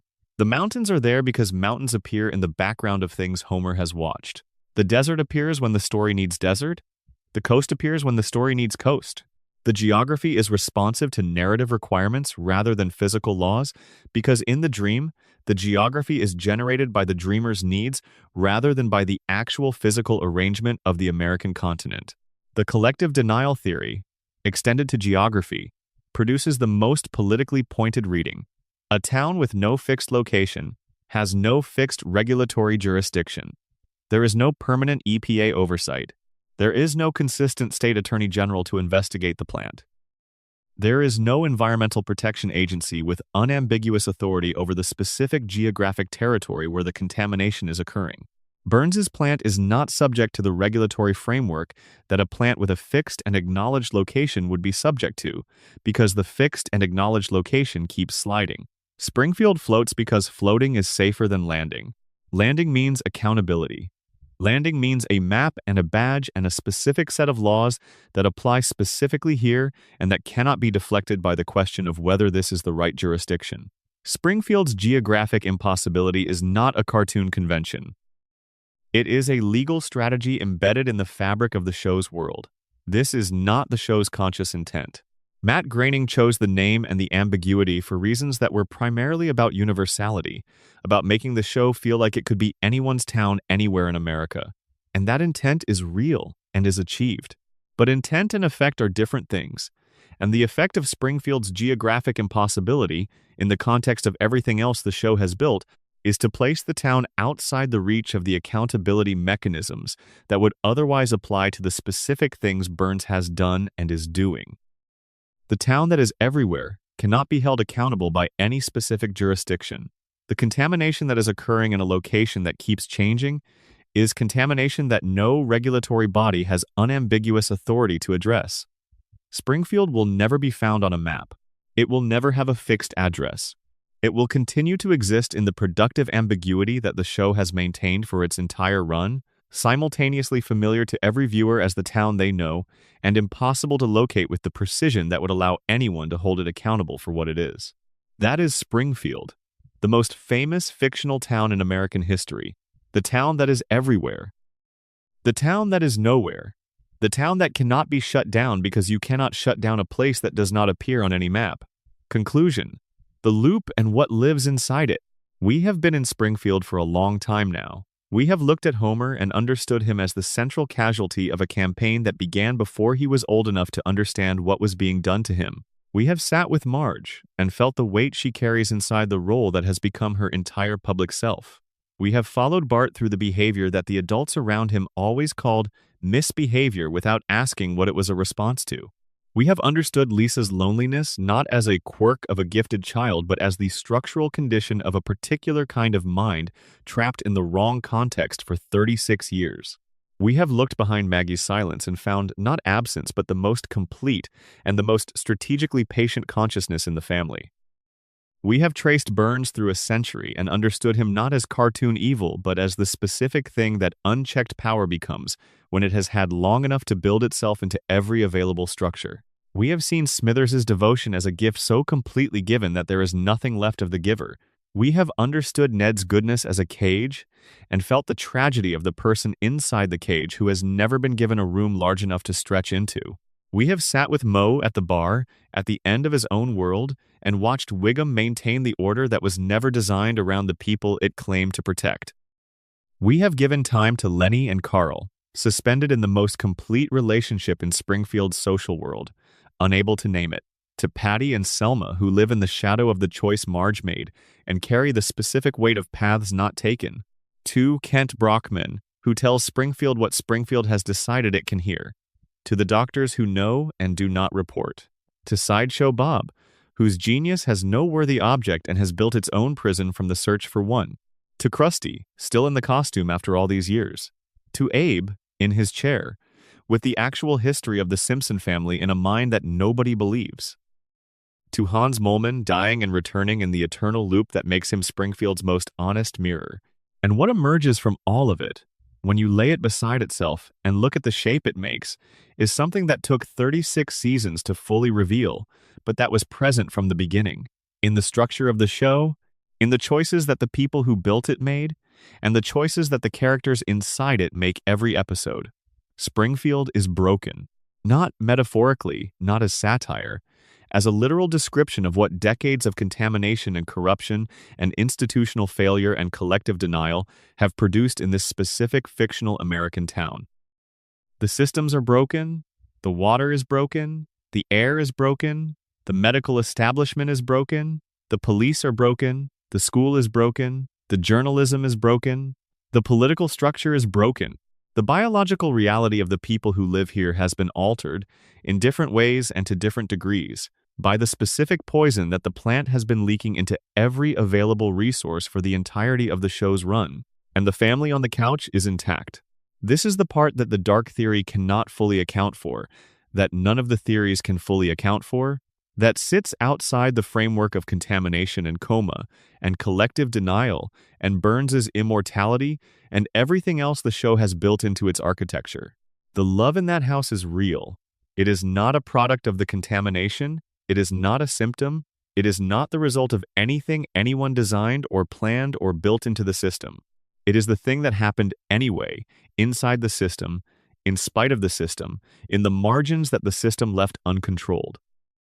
Homer loves his children in a way that Burns did not engineer and cannot contain, and has never been able to use for any purpose. The love is simply there, occupying the space that everything else was supposed to fill with compliant damage, and it will not be moved. It does not fix anything. It does not dismantle the plant or remediate the water or restore Mona's lost years, or give Homer the intelligence he should have had, or give Lisa the community she deserves, or give Bart the recognition that his particular gifts merit, or give Marge the space to find out who she is outside the role. The love does none of these things, but it is there every Sunday night when the credits roll. It is there in the specific way Homer always finds his way home. It is there in Marge's patient presence and Bart's fierce, unacknowledged protectiveness toward his sisters and Lisa's continued choosing of her family despite everything her intelligence shows her about their limitations, and Maggie's watching everything with the complete devotion of someone who has decided, behind all the strategic silence, that this is the family worth watching over. The dark theory behind every Simpsons character is that they are all, in different ways and to different degrees, the products of forces that were never designed around their flourishing. That the town they live in has been systematically arranged to keep certain people in certain places, serving certain purposes, without the cognitive or economic or institutional resources to change any of it. And they love each other anyway, with the full weight of all their individual damage pressing down on every interaction, with all the specific limitations and the specific wounds, and the specific ways that each of them is less free than they should be, they love each other. This is not resolution. It is not redemption in any clean theological sense. The plant will still be running when the credits finish. The water will still carry what the water carries. Burns will still be in his tower. The deal Abe made will still be structurally determining Homer's employment. The crayon will still be where it is. Lisa will still be too large for the available container. Maggie will still be waiting. But the family will be on the couch. They will always be on the couch. That is the promise the show has been making for 36 years and has not broken, through all the darkness and all the comedy and all the escalating surreality of the later seasons. The couch at the end of the episode, the family together, The yellow house with its lights on against the dark of whatever Springfield's night currently looks like. The loop keeps turning. The contamination keeps leaking. The oldest man in America keeps his weekly appointment. The reset happens, and then it happens again, and every time it happens, the family finds each other at the other end of it. That is the dark theory. That is the beautiful theory. They are the same theory. Springfield is a contamination zone and a love story simultaneously, and the two have been the same story all along, told for 36 years to an audience that has been watching long enough that they too are inside the loop now, that they too have made the collective decision to keep coming back, to keep watching the family on the couch, to accept the reset and the stasis and the floating timeline as the price of admission to the specific warmth of a house on Evergreen Terrace, that the show will never let go dark. We are Springfield's audience. We have always been Springfield's audience. The theories are what we do when we love something enough to look at it this carefully, to follow its threads this far, to sit with the darkness underneath the comedy and not look away from it. And what we find when we do not look away is what has been there all along. A family, broken and intact simultaneously, carrying everything that has been done to them and choosing, in the limited ways available to them, each other. Every episode, every season, every 36 years of Sunday nights at 8 o'clock, Bart is 10, Lisa is 8. Maggie reaches for the pacifier. Marge smooths something. Homer comes through the door. The lights are on in the yellow house. The loop is running. The love is real. That is Springfield. That has always been Springfield. And we will be back next week. Good night. End of script. Total structure, 18 sections plus introduction and conclusion. Addendum 1. The Simpsons house and what it means to own something in a contaminated town. 742 Evergreen Terrace. This is the address. It has been the address for 36 years. The house sits on a street in a neighborhood in a town whose location is perpetually unresolved, and it is the most stable geographical fact in the entire show. Whatever else Springfield cannot pin down about itself, whatever borders keep shifting and bodies of water keep appearing and disappearing depending on the episode's needs, the house is always there. Same address, same exterior, same yellow walls and green trim and the specific geometry of a modest single-family home in a mid-century American neighborhood. Homer owns it. Or rather, Homer and Marge own it, in the way that most American families who purchased a home in the late 80s or early 90s owned their homes, which is to say with a mortgage whose terms represent a generational commitment of income to a financial institution, in exchange for the specific kind of stability and belonging that owning rather than renting is supposed to provide. The house is important to Homer, in a way that exceeds its practical value as shelter. It is the anchor point, the fixed location, the place that is always there at the end of the episode, that is always the destination when things go wrong elsewhere. That is always the frame around the couch and the family and the specific warmth that the show has organized its emotional core around. But look at the house from the outside and ask, what is it worth, really, in a contaminated town? Real estate in environmentally compromised areas follows a consistent pattern. Properties in the immediate vicinity of contamination sources lose value when the contamination becomes known. When a community discovers that its water supply is compromised, that its soil carries persistent pollutants, that the facility visible from the neighborhood has been leaking radioactive material into the surrounding environment for decades, property values in the affected area decline, sometimes dramatically, sometimes irreversibly. Springfield has three-eyed fish in its rivers. The federal government deemed the town contaminated enough to seal it under a dome in the Simpsons movie. The water supply has been receiving radioactive runoff from the plant for longer than anyone can document. By any rational real estate valuation that accounted for these facts, 742 Evergreen Terrace should be worth significantly less than its assessed value. But Springfield does not rationally value its real estate, because Springfield does not rationally assess its environmental situation. The collective agreement to maintain the comfortable fiction extends to property values. The neighborhood functions as though the contamination does not affect it, which means property values function as though the contamination does not affect them, which means Homer's investment in his home is sustained by the same collective fiction that sustains everything else in Springfield. This has a specific implication for Homer's financial situation that the show does not examine directly, but that follows from the established facts. Homer's primary financial asset, the home, is valued at a price that the actual environmental situation does not support. His security is built on a foundation that the truth about Springfield would undermine. He is, without knowing it, invested in the maintenance of the fiction that is also destroying his family's health. Because the fiction is the only thing keeping his investment from collapsing, he cannot afford to know the truth. Not financially. The contamination's effects on his cognition mean he does not pursue the truth intellectually. But even if the contamination were absent, even if the crayon were removed and Homer's full intelligence were available to him, the financial structure of his life would create its own disincentive to engage with what the plant is doing to the neighborhood. This is the most complete trap. The contamination impairs his ability to see the situation. The financial structure incentivizes not seeing the situation even if he could. His employment is at the facility creating the situation. His home's value depends on the fiction about the situation.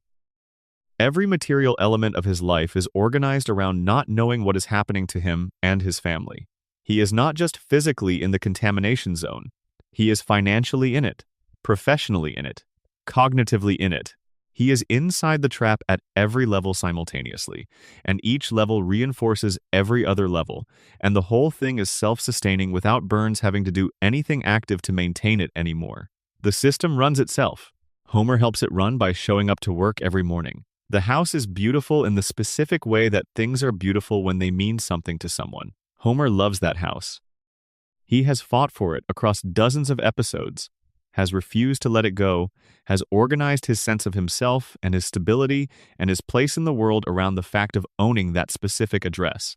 The love for the house is real, and the house is built on land that the plant has been poisoning for decades, in a neighborhood whose real value is protected by the same collective fiction that is slowly making his family sick. The most valuable thing Homer has built his life around is the most expensive thing he cannot afford to look at clearly.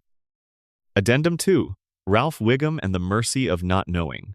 There is a character in Springfield whose relationship to the town's darkness is unique among all the characters we have examined, because it is characterized not by suffering or by suppression or by the complex negotiations that everyone else performs with what they know, but by genuine, unmediated unawareness. Ralph Wiggum does not know what is happening in Springfield. And unlike Homer, whose not knowing is the product of systematic damage and deliberate management, Ralph's not knowing seems to emerge from a different place entirely. Something more fundamental. Something that has less to do with what has been done to him and more to do with how he arrived in the world. Ralph is sweet. This is not a performance. He is not suppressing darkness behind the sweetness the way Ned suppresses rage behind goodness. He is not protecting himself with innocence the way Maggie protects herself with silence. He is, within the range of what the show can depict with confidence, genuinely sweet in a way that is not strategic and not managed and not the product of any particular environmental pressure. He is also disconnected from social reality in ways that the show has always played as comedy, but that, examined, describe a specific developmental profile.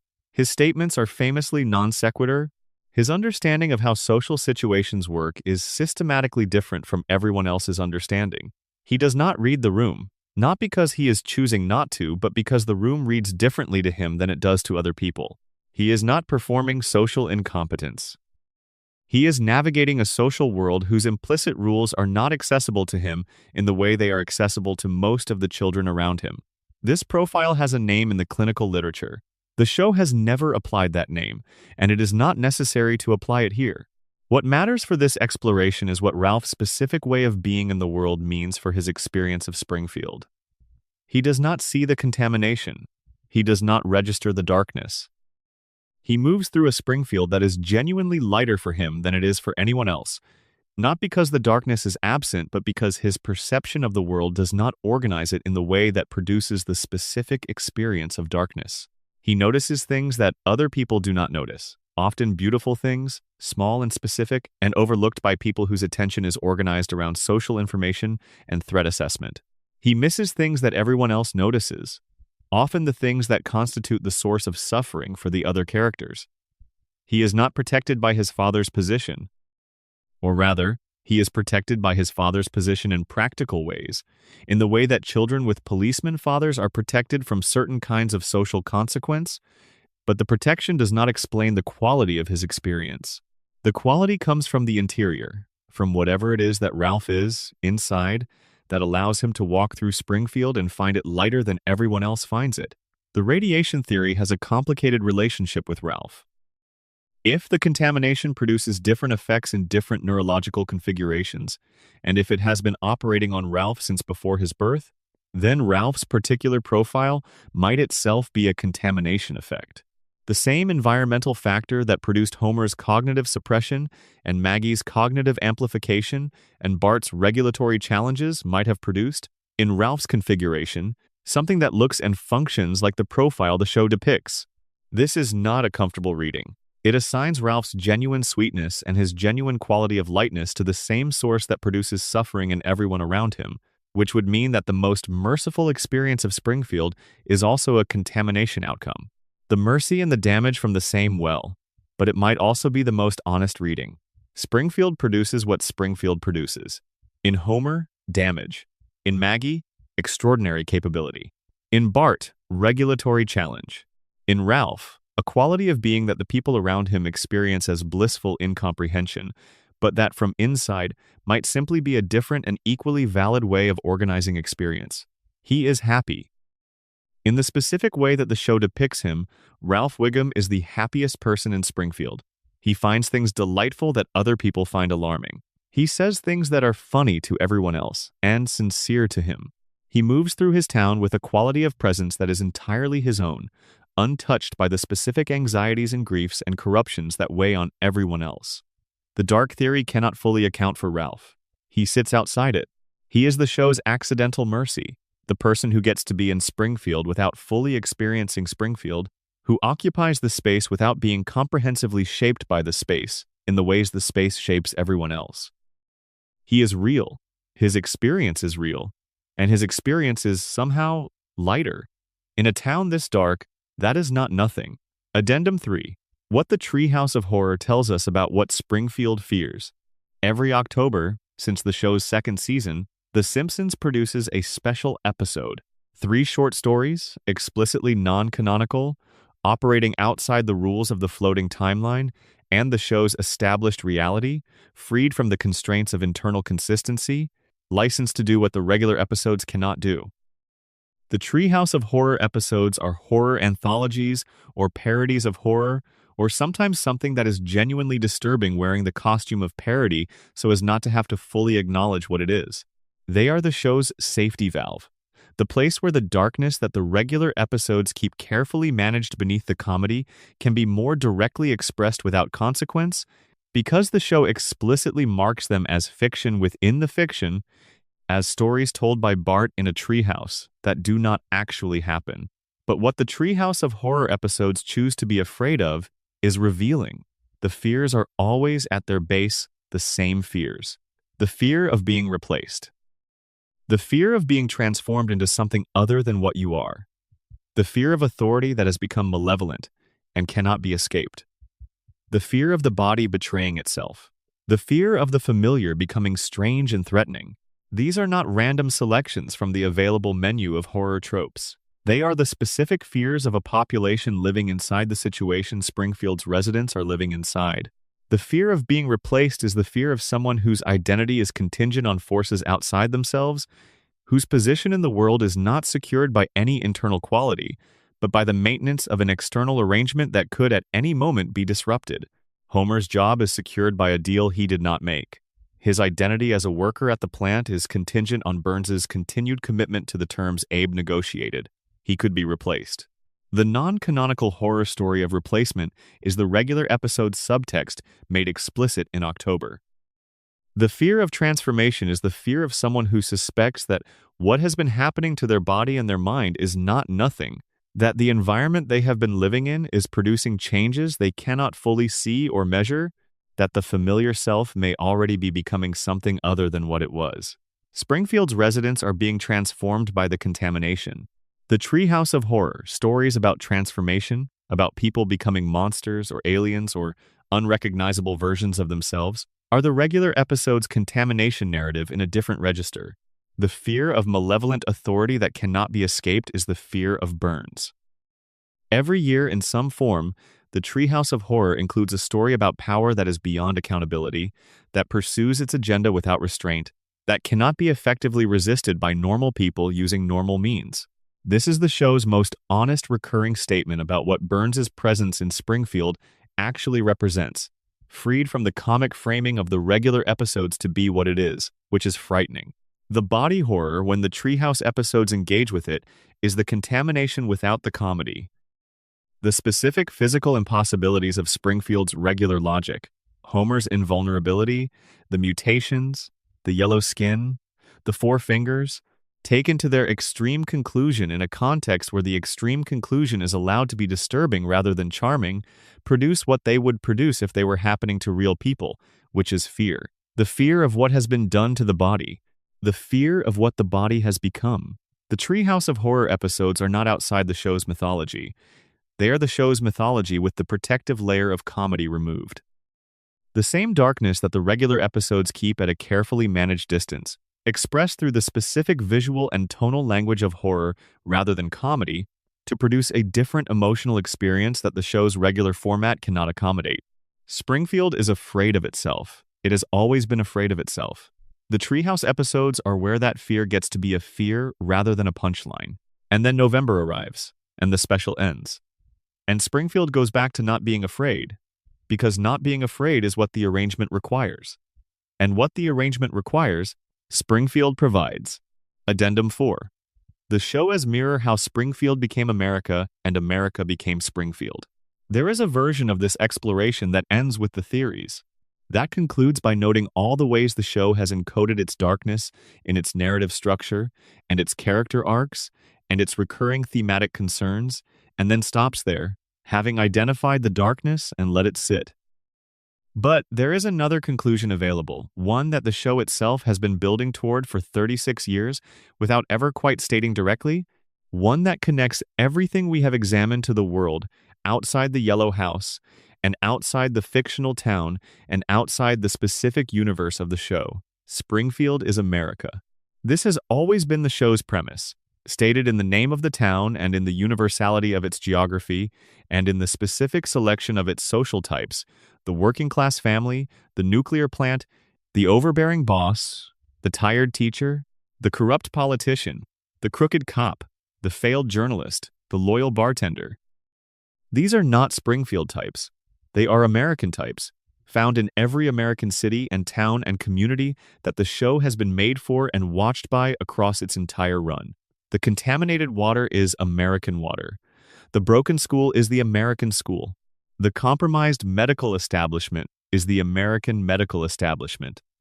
The police force organized around the maintenance of existing power rather than the protection of vulnerable people is the American police force. The journalist who tells the story that the available structure allows rather than the story the situation requires is the American journalist. The oldest man in America maintaining his position through a century of carefully constructed infrastructure is the American billionaire. The show did not predict these things. Exactly. The show's writers, some of the most educated observers of American culture ever assembled in a television writer's room, looked at what was already present in America in 1989 and drew it forward. They did not need to predict because what they were depicting was already there. They just drew it larger, made it cartoon-shaped, gave it a family to organize around, and put it on television. And then America kept becoming more like what they drew. The contaminated water problem in American communities is real and documented, and has been producing health effects in real populations for decades. The specific vulnerability of communities organized around single industrial employers, where economic dependency creates the same dynamics that create Springfield's relationship to the plant, is real. The way that wealth at the extreme concentration Burns represents operates outside the accountability frameworks that bind everyone else is real. The way that media institutions in economically compromised markets tend to not cover the most consequential stories about the most powerful local actors is real. Springfield did not predict America. Springfield described America in cartoon form, and then America kept providing confirmation that the cartoon had captured something accurate about the underlying reality.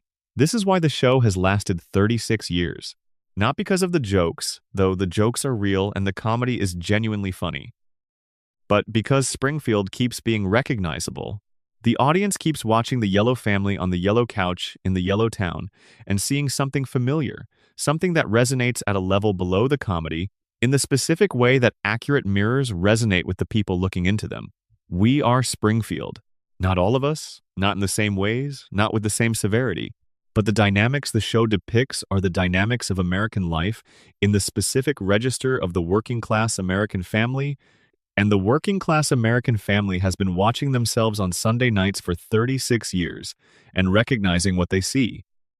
Homer is the man who works a job that would not exist if not for a deal made without his knowledge, whose employment protects the person responsible for his most significant loss, who is too damaged to make the connections that would allow him to understand his own situation.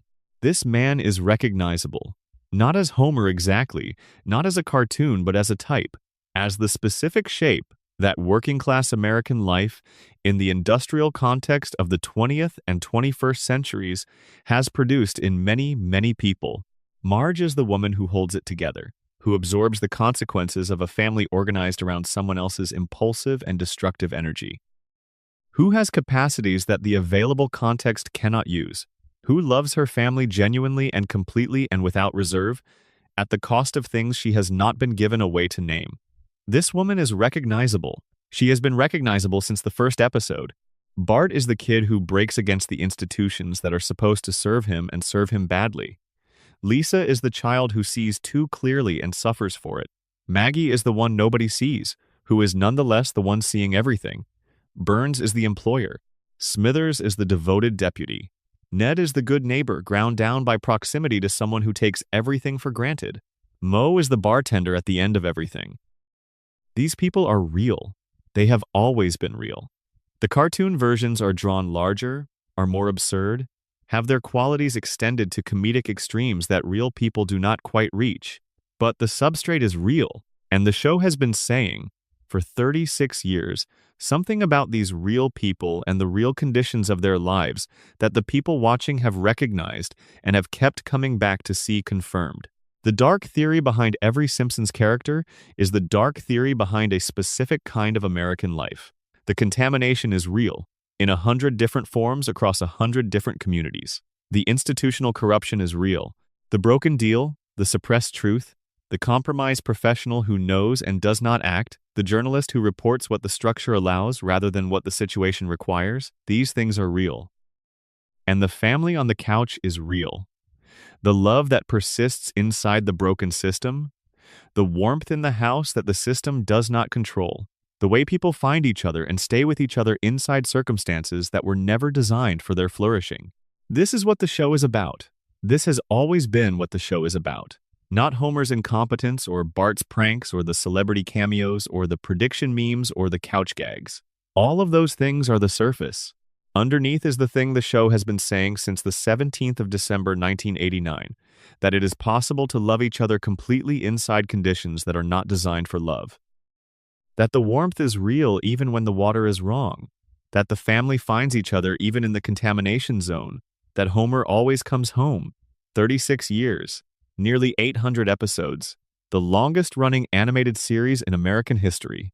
Still going, still on the couch, complete script. Word count target met. Addendum 5. The music of Springfield Danny Elfman's theme. And what it promises? Before any episode begins, before the couch gag, before the title card, before any joke is made or any crisis established or any character introduced, there is the music.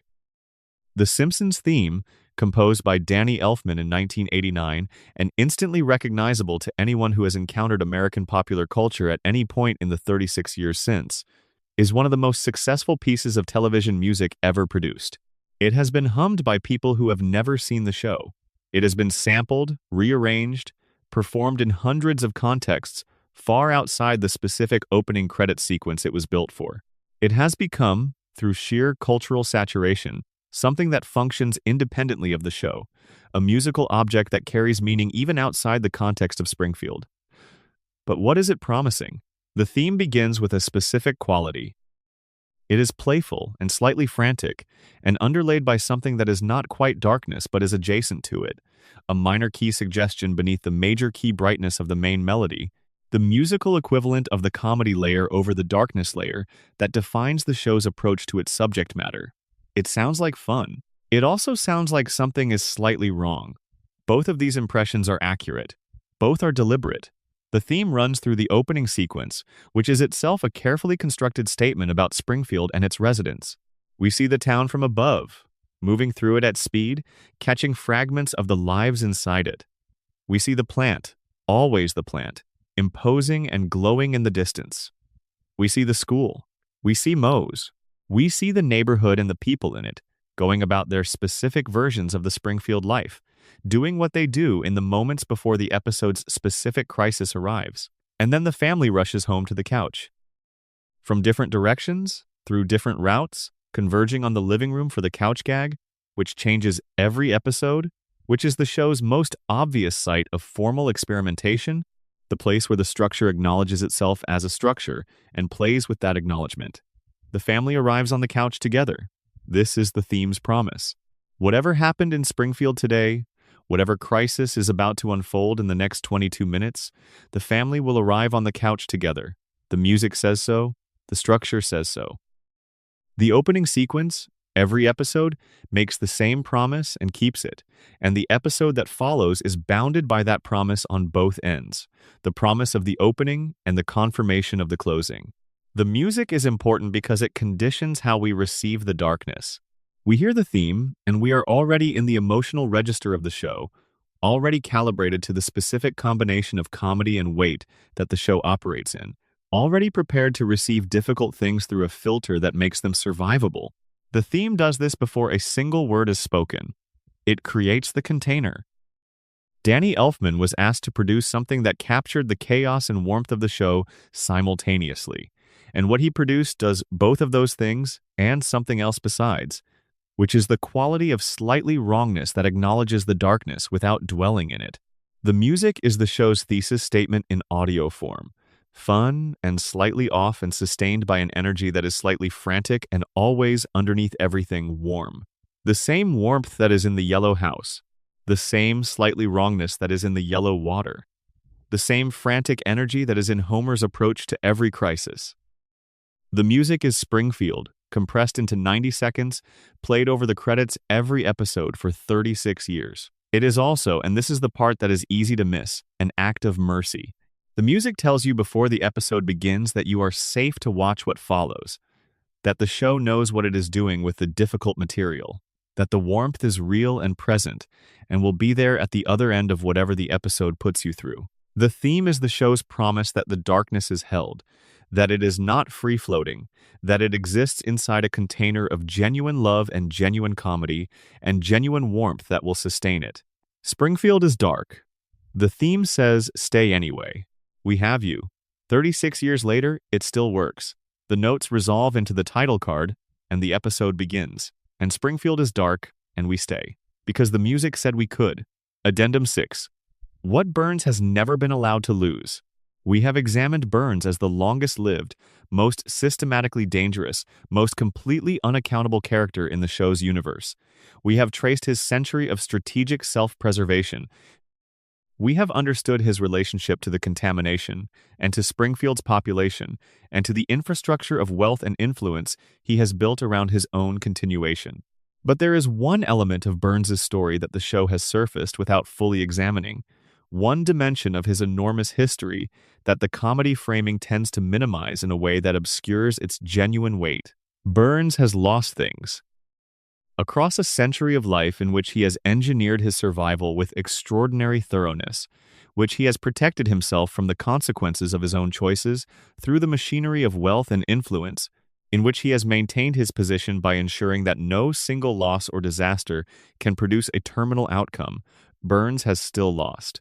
He lost his childhood in circumstances the show has only partially explored, a boy from a wealthy family who was given to an old man who raised him in wealth but without warmth, who was shaped by the specific combination of privilege and coldness into the person he became. The childhood burns did not have as visible in the adult burns, in the specific ways that people who were not loved correctly in childhood carry the shape of that absence into the rest of their lives. He has lost relationships. The show has depicted in glimpses that Burns was not always the person we see, that there were people earlier in the century who meant something to him in ways that the current Burns does not allow to be visible. The calcification of feeling that very long life produces in someone who has outlived everyone who mattered to him has not been a simple emotional choice. It is what happens to people who lose enough people. You do not keep opening yourself to loss indefinitely. At some point, the survival instinct, or something that functions like it in the emotional architecture, closes off the parts of yourself that get hurt when people go. Burns lost the capacity to be hurt by people leaving, by losing enough people that the capacity simply exhausted itself. The coldness we see is not original. It is the product of a century of accumulation. And somewhere in Burns, possibly inaccessible even to himself, the original person is still present. The boy who was given away, the young man who had relationships that ended when the other party died and could not be replaced. The person who existed before the century of loss taught him that the way to survive the loss was to stop caring what was lost. The show has touched this in the episode where Burns loses his teddy bear, a childhood toy that represents the last connection to the version of himself that existed before the accumulation of loss. His pursuit of the bear is played as comedy, as the absurdity of a powerful man desperate for a stuffed animal, but the desperation is real. The bear is the last artifact of the person Burns was before he became what the century made him. He wants it back with the specific desperation of someone who knows, on some level, that recovering the artifact cannot recover the person but who needs the artifact anyway as the only remaining evidence that the person existed. He got it back. Briefly. And then the show moved on, because the show always moves on.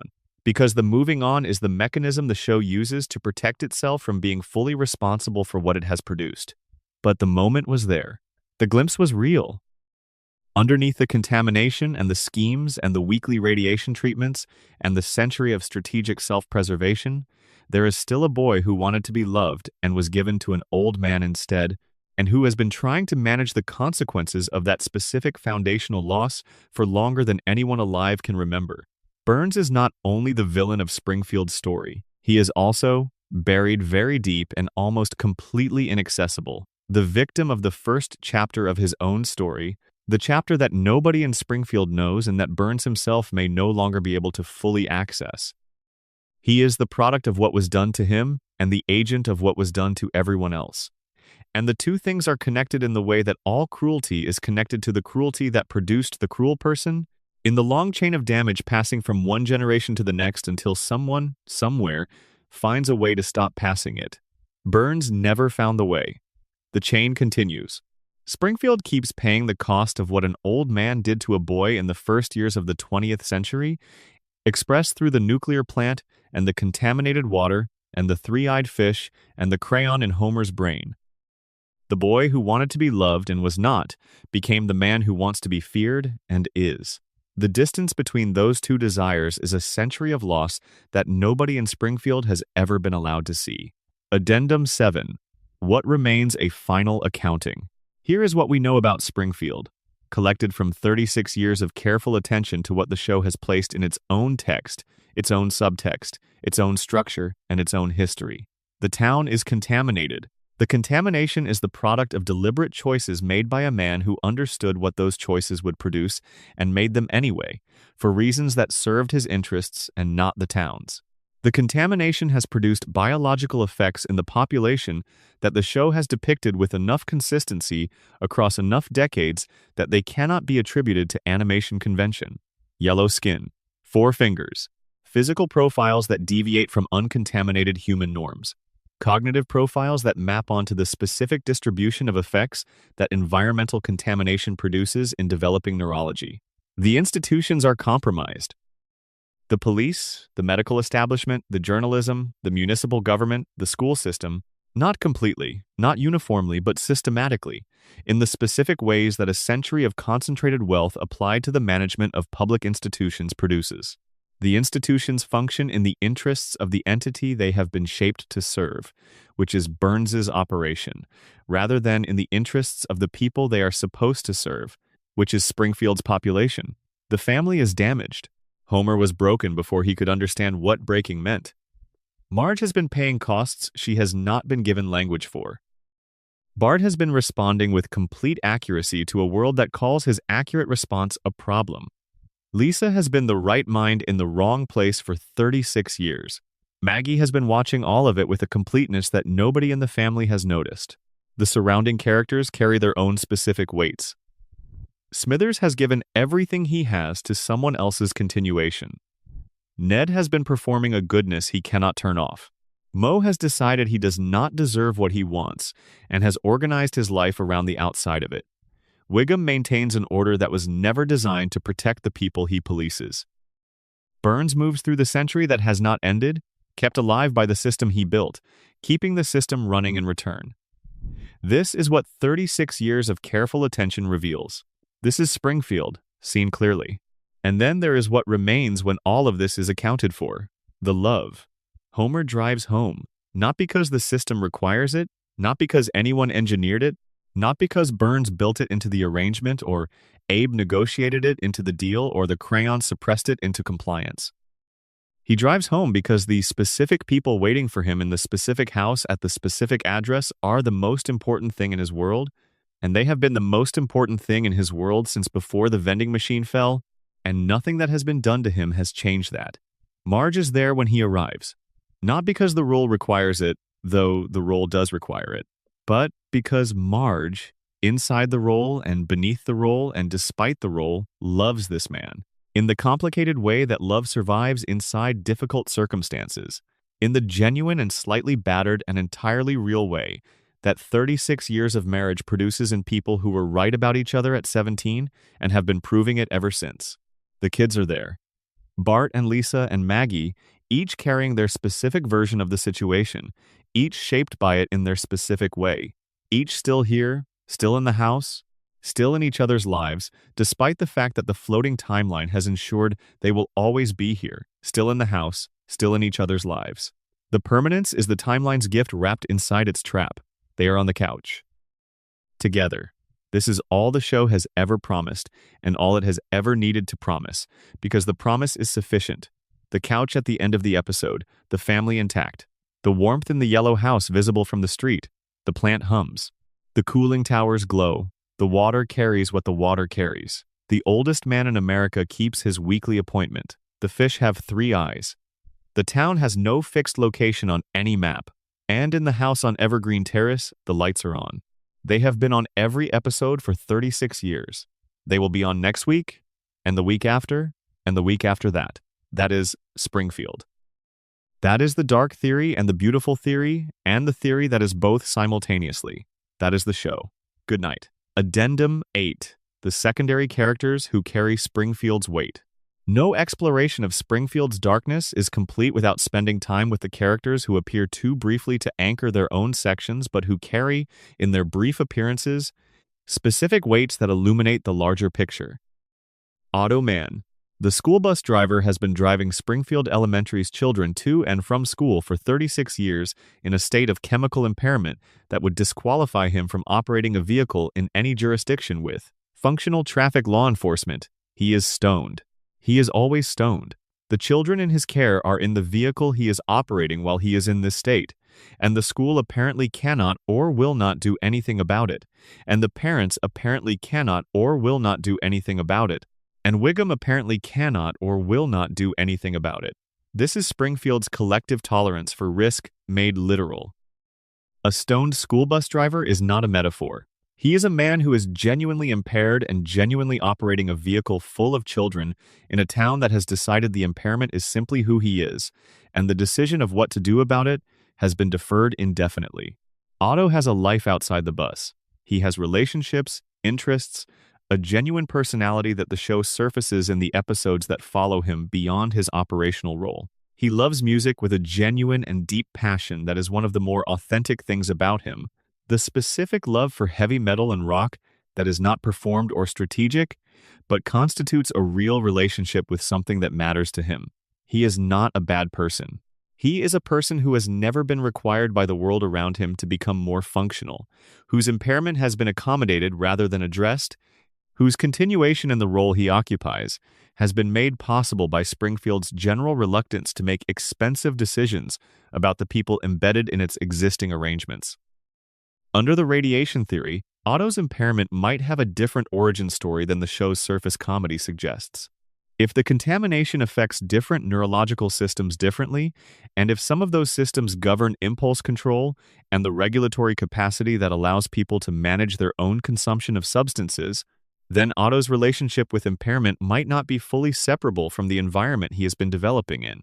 The show presents the impairment as pure personality, as Otto simply being the person who is stoned, but the radiation theory suggests that the line between personality and contamination outcome is less clean than it appears. He drives. Every day he drives.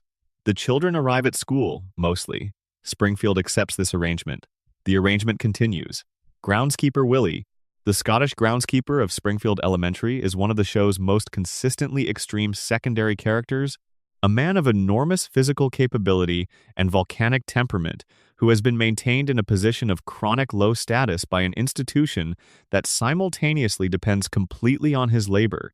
Willie does everything at the school that cannot be classified as teaching or administration.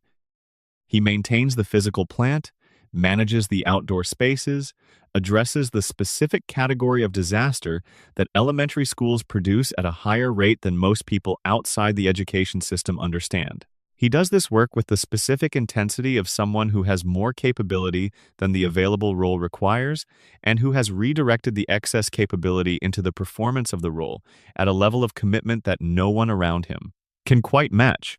He is, in a very real sense, the most essential person at Springfield Elementary, because without his maintenance of the physical environment, the institution would not be able to function.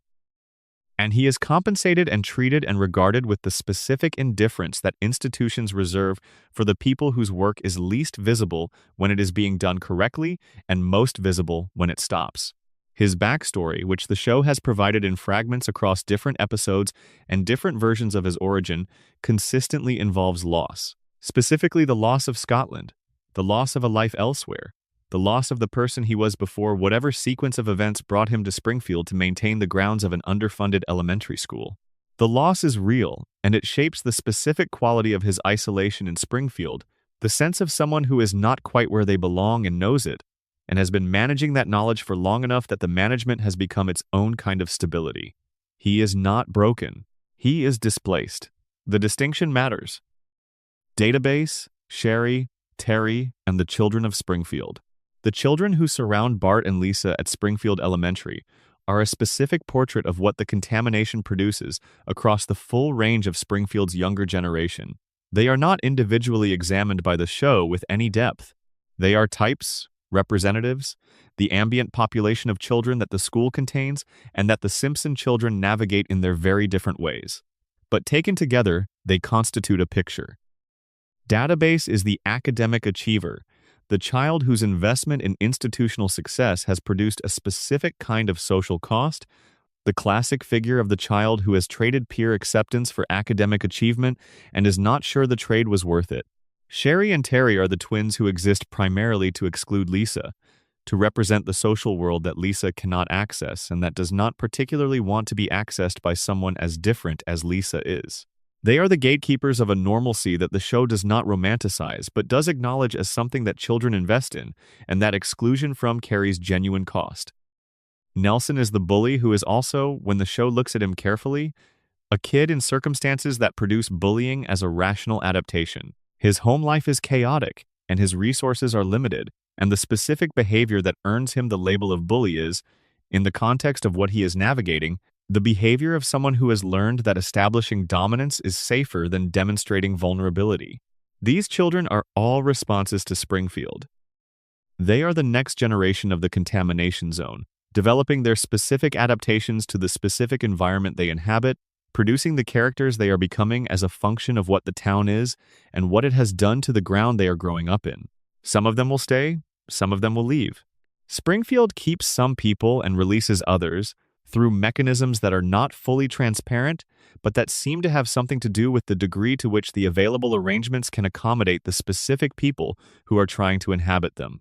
The ones who stay will be Springfield in 20 years. They will be Homer and Marge and Bart and Lisa and Moe and Wiggum.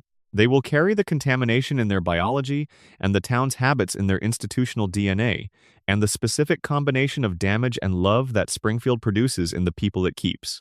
And they will find each other on the couch, whatever version of the couch their specific lives produce, because that is what Springfield does. It breaks people in specific ways, and it keeps them together in the same specific ways. And the breaking and the keeping are not separate processes. They are the same process. They have always been the same process. Springfield. The lights go off in Springfield at different times. The plant never goes off. The cooling towers glow all night. Every night, the low green light that burns has been producing for longer than anyone alive can remember.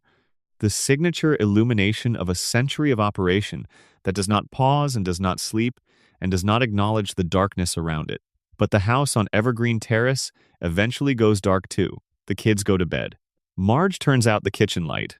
Homer falls asleep on the couch or is persuaded off it, and the television goes off, and the house settles into the quiet of a family at rest. This happens every night. Has happened every night for 36 years of episodes. Will happen every night for as long as the show continues to exist, and the floating timeline keeps the family in the place they have always occupied. The darkness outside is the plant's darkness. The darkness inside is the family's rest. And the difference between the two, between the darkness that produces and the darkness that rests, is the difference between Springfield and the people who live in it. The town is the contamination zone. The family is the warmth inside it. Both are real.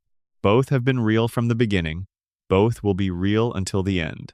Good night, Springfield. Good night. The next episode will start the same way they all start. The Elfman theme, the Springfield flyover, the family rushing home from different corners of the town, Bart on his skateboard, Lisa on her bike, Marge in the car, Homer barreling out of the plant with his lunchbox, running, always running, because Homer is always slightly late to the thing he loves most. They arrive. The couch absorbs them. The gag plays out. The episode begins. And Springfield, broken and beautiful and contaminated and warm, keeps going, as it always has, as it always will.